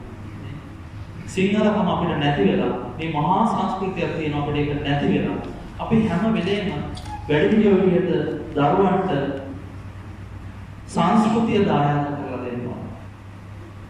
දැන් බලන්න පාරේ ගහලා යනකොට අපේ දරුවෝ අපේ අය ගැන අපි බැලුවොත් පාරේ ගහලා යනකොට මුස්ලිම් මිනිස්සෙක් යනකොට අපිට දැනගන්න පුළුවන් මෙයා මුස්ලිම් කියලා. ඇයි? ඇඳුම දිහා බලලා. ද්‍රවිඩ කෙනෙක් යනකොට මෙයා තිලකයක් කියලා අපි දකිනවා දින ඇඳුම සාරිය දිහා බලලා අපි කියනවා මෙයා ද්‍රවිඩ. සිංහල මිනිස්සෙක් යනකොට අපි කොහොමද මෙයා සිංහල කියලා අඳුනගන්නේ? සමහර වෙලට යාගේ කොණ්ඩේ අන්නාසි ගෙඩියක් ඔළුවේ. නේ? කලිසමේ හැමතැනම හිල් පැච් හැමතැනම පැචස්. නේ? උලම් කවුරු කැතේ බෑ. කොණ්ඩේ බයි කලර්. කළු පාටයි කොණ්ඩේ සමාන. අමුතුම කලර්ස් ඇවිල්ලා. නේ? කාන්තා පිළිවිදි පැත්තේ. හරිම කැතයි. ළමයි කියනවා පුතේ මේ සිංහලට දින ඇඳුම මොකක්ද? ඩෙනිමයි ටී-ෂර්ට් එකයි. සිංහලට දින ඇඳුම දන්නේ නැහැ. සමහර විට යන්නේ ලංකාවේ අංක 1 ඉස්කෝලේ. අත 50කට වැඩක් තියෙනවා. සිංහලට දින ඇඳුම මොකක්ද කියලාවත් දන්නේ නැහැ. මෙන්න මෙහෙමයි. මේකට හේතුව මොකක්ද? ලෝකයේ ඉදිරියේ ඊටාම ඉහළ මට්ටමේ ඉන්න වඳුරු ටිකක් තමයි සිංහලෝ කියන්නේ. මම එහෙමයි උපමාව පැහැදිලි කරන්නේ. වඳුරට දැලටිය වුණාම වඳුරට අണ്ണාඩිය වුණා වගේ කියන්නේ. ලෝකේ මොකක් හරි දෙයක් වැල්ලක් පටන් ගත්තොත් ඒක ඉතා ඉහළින් ඔළුවේම දාගන්නේ සිංහලෝ. හොඳ මිනිස්සු ඉන්නවා දාගන්නේ දෙයක් තියෙනවා. බහුතරේ දාගන්නේ. රැල් මේක තමයි දැන් අලුත් ෆැෂන් එක. මේක රැල් ඒ විදිහට පාරේ යන්න බෑ යට වයර් ගහගන්න නේද? පුදුම විශ්ී මේ මිනිස්සු. කරන්න කිසි දෙයක් නැහැ. කණේ හැමතැනම ඇබ ගහගෙන පාරෙන් එහා පැත්තට යනවා එක ඇක්සිඩන්ට් එකක්. මේ පාර මැදින් යනවා. වාහන එනවා. කිසි ගාණක් නැහැ. මේ කහ පාර මේ පාර මැදින් පනිනකොට කහයිද දැන් සුදුයිලි පනිනකොට මේ වේගෙන් වාහන එනවා. එමීට යනවා. පාර අරගේ බ්‍රේක් එයාට බ්‍රේක් කරගන්න. ඇත්තටම බ්‍රේක් නැති වාහනයක් යනවා. මොකද වෙන්නේ? නැත්නම් යනවා. එච්චරයි. ශික්ෂණය නැහැ. මම පාරේ යන්නේ කියන අවබෝධයෙන් පාරේ යන්නේ නැහැ ළමයි. ඒ අධ්‍යාපනයේ වැඩක් තියෙනවා. උපාධි ගොඩාක් තියෙනවා. ෆොටෝ හැමතැනම ඉල්ලලා ළමයි. පාරේ යන්න ගන්න. අඳින ඇඳුම පිළිවෙලකට තැනට සුදුසු අඳින ඒ තැනට සුදුසු විදියට අඳින ඇඳුම තැනකට ගිහලා ඉන්න විදිය දන්නේ. දාන ගෙදරකට ගියාට පස්සේ හැසිරෙන විදිය, බණ ගෙදරකට ගියාට පස්සේ හැසිරෙන විදිය. බණ ගෙදරට ගියාට පස්සේ අද මේ හොඳට බණ අහම ඒක හොඳයි. අපි ඔක්කොම බෙහෙදේ ඉන්නවා. සමහර ධර්ම දේශනාවලට අපි වැඩියට පස්සේ සමහර ගෙවල් වල චූටි ගෙවල් වල බිත්තියට තියලා දෙන පුටුව. දැන් මම බිත්තිය දිහා බලාගෙන බණ කියන්නේ. මිනිස්සු එළේ. එතකොට ඒ පොඩි ධර්ම දේශනා ගෲප් ධර්මස්වන්න යනවා එක එක තැන්වල. මට අයින් කියන්න සමහරට දැන් පදින් ධර්ම දේශනා කරන්නත් වෙනවා. ඒ අපේ සිංහල මිනිස්සු. එහෙම වුණොත් අපේ ජාතියට මොකද වෙන්නේ? මේ දැන් අපේ ජාතිය ඇත්තටම නැති වෙගෙන ඉන්නේ. සිංහල මිනිස්සුන්ට පවුල් වල දරුවෝ නැහැ. බලන්න පාසලට ගිහින් ඔබ දන්නවා. ගෑනු දරුවෝ ඉන්න ගොඩක්. පාසලේ ස්ටාෆ් එකට ගිහින් ටීචර්ස්ලා ගොඩක්. කැම්පස් එකට ගිහින් කාන්තා පක්ෂේ වැඩි. හේතුව මේ කාන්තා පක්ෂේ වැඩි වෙලා තියෙන්නේ සිංහල පැත්තේ විතරයි. මුස්ලිම් පක්ෂේ කියන්නේ දෙපැත්තම හොඳයි. දරුවෝ ඉන්නවා. අපි මේකට හේතුව මොකද මේ පැහැදිලි කරන්නේ? උත්සව අවස්ථාවන් වල මොකක් හරි වචනයක් දාගෙන ඒක උපන්දිනයක් කියයි මොනවා හරි දාන හැම කඩේකම හැම නගරයකම තියෙනෝනේ අර දැල් ගහපු කඩ හැම නගරයකම 5කට 6කට වැඩිපුර තියෙනවා. ඕකේ 99ක්ම ඉන්නේ දිග පොලෙන් තියෙනවා. ඒ පොලිං වල ඉන්නේ කවුද? සිංහල මිනිස්සු. තරුණයෝ ඉන්නේ සිංහල අය. මොම් මේවා බීලා අන්තිමට විවාහ වුණාට පස්සේ ළමයි නැහැ. මොම් අර වෙල්වල වී වැපුරුවට පස්සේ බොල් වී අන්නේ වගේ. හම්බ වෙන ළමයාත් අංග විකල වෙලා. හම්බ වෙන. ළමයි නැහැ. නමුත් මුස්ලිම් මොකද? වෙනත් ජාතික හොඳට එයාට දරුවෝ ඉන්නේ. හොඳ බුද්ධිමත් එයයි. මේ අය අංග විකල. ඒක උපතින්ම ඩවුන් සින්ඩ්‍රෝම්. ඒක ඕටිසම් තත්ත්වය. නේ? ඉතින් මුළු ජීවිත කාලයම පීඩාන්තරට වෙන්නේ. හේතුව මොකක්ද? මද්ද්‍රව්‍ය පාවිච්චි කරන. හැමදාම ඒවා බිස්නස් කරන්නේ වෙනත් අය. ඒත් අපිට වැරදුනේ යන්නේ නැහැ. අද වෙනකොට ආකල්පමය වෙනසක් අපි ඇති කරගන්න උත්සාහ කරනවා අපි දකිනවා. පාරවල් වල තරුණ අය එකතු වෙලා කිහි පැමිණි ભેදයක් නැතුව ජාති කුල ભેද නැතුව අසංක චිත්‍ර අඳිනවා පිරිසිදු කරනවා. සමහර අය අපි දකිනවා අපිට චිත්‍ර අඳින්න බැරි නිසා අපි වැව සුද්ධ කරනවා කියන්නේ. අන්න ඒ ආකල්පය තමයි ඉන්නවා. දැන් බලන්න උදේට දිව්‍යාංගනාව වගේ මේ රැකියාවට යන සුවඳ හමාගෙන යන්නේ. මම මුලින් පැහැදිලි කරා වගේ කොහොමද? දිව්‍ය කුමාරවරු වගේ. අනේ මේ පාරේ යනකොට ලයිට් දාලා තියෙනවා විදුලි පහන් දැල්වෙනවා. කියන්නේ මේවා අපේ නෙමෙයිනේ අපේ ගෙදරනේ මොකටද අපි ඕක කරන්නේ? ලොකුවට කියන්නේ. අර ස්විච් එකක් ඕෆ් කරලා එතනින් හරි රටට සේවයක් කරන්න පුළුවන්. ඒ ආකල්පේ ළමයාගේ නෑ. එයා කොච්චර වැඩ කරලා තිබුණත් වැඩක් තියෙනවා. කොච්චර උපාධිය ගන්න තිබුණත් වැඩක් තියෙනවා. ගෙදර එකතු වෙන කුණු ටික එකතු කරලා තාත්තම කියනවා පුතාට පුතේ ඔබ කාර් එකෙන් දාගෙන අවුවත් නැති තැනදී ඔය කුණු ටික දාලා යන්න අපි එතන. මේ නවත්තලා ෂෝ කරලා දාගෙන යන්න. අන්න එහෙම රටක ජීවත් වෙන මිනිස්සු කවදාවත් දියුණු වෙයිද? කවදාවත් දියුණු වෙන්නේ නැහැ. ඒ නිසා ඒ ආකල්පයේ වෙනස ධර්මයක් ඇති කරනවා. ඒක වැඩි හිටියෝ අපි කරනවා. ඒක අපි හැමෝටම හිතෙනවා. මම කල්පනා කරනවා නම් මේ රට හදන මිනිස්සු දියවන්නාවේ ආයෙත් එකතු වෙලා මේක හදන්න ඕනේ කියලා කවදාවත් මට දිනුවක් ලබා ගන්න බෑ. මගේ රට දිනු වෙන්නේ නැහැ. මට යම්කිසි හැකියාවක් තියෙනවා නම් ඒ හැකියාව මම හැම වෙලේම ඉදිරියට ඇවිල්ලා ක්‍රියාත්මක කරනවා. ෆෑන් එකක් දාලා දුන්නොත් ඕෆ් කරනවා. ලයිට් එකක් දාලා දුන්නොත් ඕෆ් කරනවා. ටැප් එකක් ඇරලා තිබුණොත් ඒක වහලා යනවා. බලන්නකො ජපානයේ වගේ රටවල කන්ඩක්ටර් බස් එකට සෙනඟ ගන්නකොට මුළු කඳේම ඔළුව නමලා යන්නේ. ආචාරයකට බැහැලා යනකොටත් එහෙමයි. අපේ බස් එක නැගලා ඉන්නවා. සේරම කිව්වරයි. කොහොම හරි ඇතුළට යනවා හිර කරලා ගන්නවා. එළියට බහිනකොට පයින් ගහලා දානවා. කොහොම හරි මේ බහින්නත් බැහැ. අපේ තත්ත්වේ. නිසා මේ සියල්ල වෙනස් වෙනවා. ඒක අපි හැම වෙලේම ධර්ම දේශනාවල් වලින් පැහැදිලි කරනවා. ආකල්පමය වෙනස කියන එක ඇති වෙන්න ඕනේ. අපි කොච්චර සුදු ඇඳගෙන හිටියත්, කොච්චර පාසලට ගියත්, කොච්චර අපිට සල්ලි දුන්නත් නැහැ. අපේ මනස හොඳ නැත්නම් මීටරේ විතරයි තියෙන හදවත නැහැ. කඩාගෙන ගිහින්. හදවත තියෙනවා. දැක්කට පස්සේ හිතෙන්න ඕනේ අනේ මේ අපේ රටේ ජාතික වස්තුව. මේ ලයිට් එක ඕෆ් කරනවා, මේ ෆෑන් එක ඕෆ් කරනවා. මෙතන කරදරයක් වෙන්න යනවා මේක අවුල් කරනවා. සමහර අම්මලා ඉන්නවා තමන්ගේ දරුවෝ ගැන විතරක් හිතන්නේ. එකතරයක් එක අවස්ථාවක පාසලේ අපි දානයකට වඩිනකොට අර වලාකුළු බැලුම උඩ දහම් පාසලේ චූටි ළමයි දෙන්නේ. එක වසරේ දෙක වසරේ වගේ. මේ ළමයි දෙන්න වලාකුළු බැලුම උඩ නැගලා කරුණක් ගන්නවා වගේ හදනවා. බිමට වැටුණොත් ඉවරයි. එතනම අම්මලා දෙන්නෙකුත් ඉන්න හොඳට ඉනාවේ කතා කරලා ඉන්න. ඒ දෙන්නගේ ළමයි නෙමෙයි. උන් එතන ආතල් කොහොමද කියලා ගියාලා වල තමයි ප්‍රශ්නේ. සිතර වෙන්නේ. ඇයි හිතන්න බැරි මේ ළමයා වැටේ? එහෙම හිතන්න බෑ. හැම වෙලේම ඇත්තටම කියනවා කුහකයි. අධ්‍යාපනයේ කුහක අධ්‍යාපනයක් අපේ රටේ තියෙන අම්මා තාත්තා පොඩි ඔක්කොම ගෙනත් දීලා කියන්නේ ඔබ කාටවත් මේ පොත් දෙන්න එපා. මේ සටහන් පොත ඔබ කාටවත් පෙන්වන්න එපා පන්තියේ. ඔබ විභාගෙලියද්දී මේ හොඳම යාළුවා මැරිලා වැටුණත් ඔබ බලන්න එපා විභාගෙලිය. මොකක්ද අධ්‍යාපනය? එනිසා ඒක නෙමෙයි වෙන්න ඕනේ. අපිට එහෙම අධ්‍යාපනයක් නෙමෙයි තිබුණේ. එනිසා ගුණධර්ම ආධ්‍යාත්මික පසුබිම දියුණු වේ යුතු කාරණාවක් තියෙනවා. පාසල්වල අද පැහැදිලිවම මනසට තියෙන තැන නැහැ. මානසික ආධ්‍යාත්මිකතාවය වැඩි කරන්න තියෙන ඒ පරිසරය අවමයි. ඒ පරිසරය වැඩි කරන්නට අවශ්‍ය වෙන එහෙම වුණොත් තමයි අධ්‍යාපනය තාම ලස්සන වෙන්නේ, විශිෂ්ට වෙන්නේ. එහෙම නොවනකොට දරුවන්ට තමන්ගේ ප්‍රතිඵල දරා ගන්න බැරි වෙනවා. සාමාන්‍ය පෙළ විභාගයට ගණිතය ෆේල් කියලා ප්‍රතිඵල ආවට පස්සේ මේ ප්‍රතිඵලවත් එකයි. කලින් අපි දැක්කා ගණිතයේ විභාගය මේ විෂය ෆේල් වුණා කියලා පයිපටි අරගෙන ගිහිල්ලා එක දියණියක් ගෙදර පුංචි කුස්සිය මේ කුස්සියේ කනුවක පයිපටිය ගැට ගහලා එල්ලීලා බෙල්ල වෙන දාමන මැරිලා.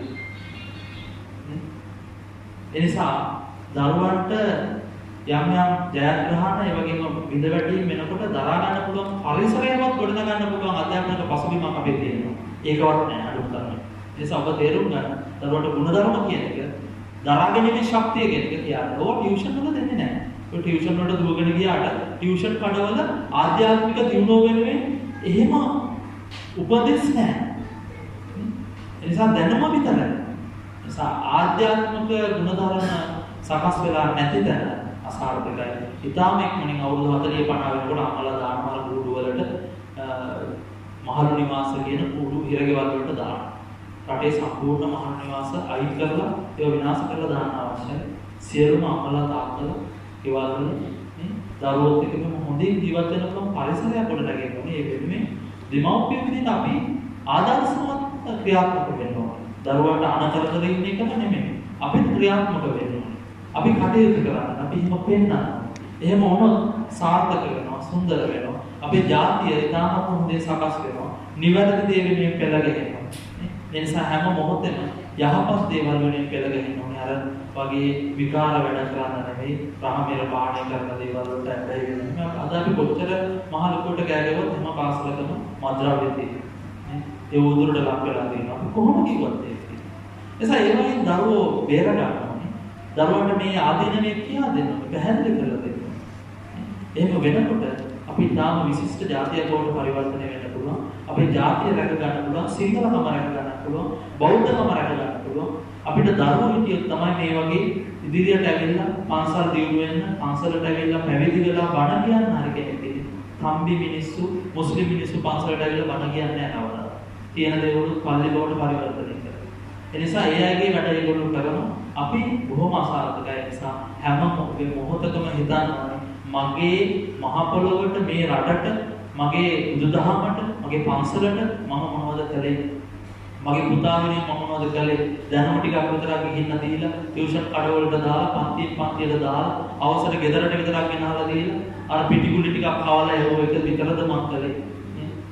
අවුරුදු 20ක් විතර යනකොට සුගර් හැදිලා හැමදේම හැදෙන්නේ. හැමදේම අපි ඈතලා ගිහින්. ඒ නිසා හොඳට තීරණාත්මකව ක්‍රියාත්මක වෙන අවධියක් අපට ඇති වෙලා තියෙනවා. ඒ නිසා මේ කාලය තුල තාම අවබෝධයෙන් යුක්තව ක්‍රියාත්මක වෙලා අපේකම රැකගෙන, බෞද්ධකම රැකගෙන, පෙර විහාරස්ථාන ආරක්ෂා කරන ආකාරයේ ඉතාමත් ගුණධර්ම වලින් යුක්ත පිරිසක් ඇති කර ගැනීම අපේ යුතුකම. එහෙම නොවුනොත් සිංහලකම නැත්තටම නැති වෙලා යනවා. වෙන සිංහල කියලා රටක් ලෝකේ කොහෙවත් නැහැ. මෙච්චරයි තියෙන්නේ. ඔබ විදේශයකට ගිහිල්ලා ටික කාලයක් ඉන්නකොට ඔබට දැනේ රටේ තියෙන අගේ. ඒ නිසා අපි මේ ලෝකයේ තුල මුදකලා වෙලා මද වීගෙන යන පිරිසක් බවට පරිවර්තනය වෙන්න අවශ්‍ය නැහැ. ඉතාමත්ම හොඳින් අවබෝධාත්මකව ක්‍රියාත්මක වෙන්න. මේ උතුම් සංස්කෘතිය ලෝකෙටම දායාද කරන්න. තාම උතුම් පින්වන්ත දරුවෝ ඔබ නිර්මාණය කරන්න. සමාජයේ මූලික තැනුම් මේකකයේ කියන පවුලට තමයි මේ බල ඉහළින්ම තියෙන නිසා දෙමව්පියෝ තමයි ඉහළම ගුරුවරු බවට පත් වෙන දරුවෝ හදන තැනදී. ඒකයි අර හින්දුන් කියන්නේ අන්නේ යුම් පිටා මුන්නරි දෙවියෝ මුල්ම දෙවියෝ විදිහට සලකන්න. අම්මයි තාත්තයි කියන්නේ බුදුහාමුදුරුවෝ ගෙදර බුදුන් විදිහට සලකන්න කිව්වේ අපටයි තාත්තට. ඒ නිසා ඔබට ලොකු වගකීමක් තියෙනවා. ඒ වගකීම ඉතාම ඉහළින් සිදු කරන්න. මේ අවස්ථාවේ ධර්ම දේශනාව දීර්ඝ කරන්න අවශ්‍ය නැහැ. පැය දෙකකටත් ආසන්නයි. ඒ නිසා මේ මොහොතේ කල්පනා කරන්න ඉතාම වැදගත් ධර්ම දේශනාවේ පුණ්‍ය කර්මයක් අපි සිද්ධ කරගන්නට යෙදුණා. පාසලට සම්බන්ධ වෙලා මේ ධර්ම දේශනාව තුළින් ජනිත කරගන්නට යෙදුණු සියලුම පුණ්‍ය සම්භාර ධර්මයන් විශේෂයෙන්ම සැප්තැම්බර් 11 වෙනි දින මිය පරලොව යන්නට යෙදුණු කුසුමාවතී ගමගේ ආදරණීය මෑණියන්ට මේ පින් අනුමෝදන් කරනවා. ඒ එතුමිය ඇතුළු සහලයේ පවුලේ මිය පරලොව යන්නට යෙදුණු සියලුම ඥාති වර්ගයාට මේ පින් අනුමෝදන් වෙත්වා. ඒ හැම කෙනෙකුගේම භවගාමී ජීවිතයන් සැපවත් වෙත්වා.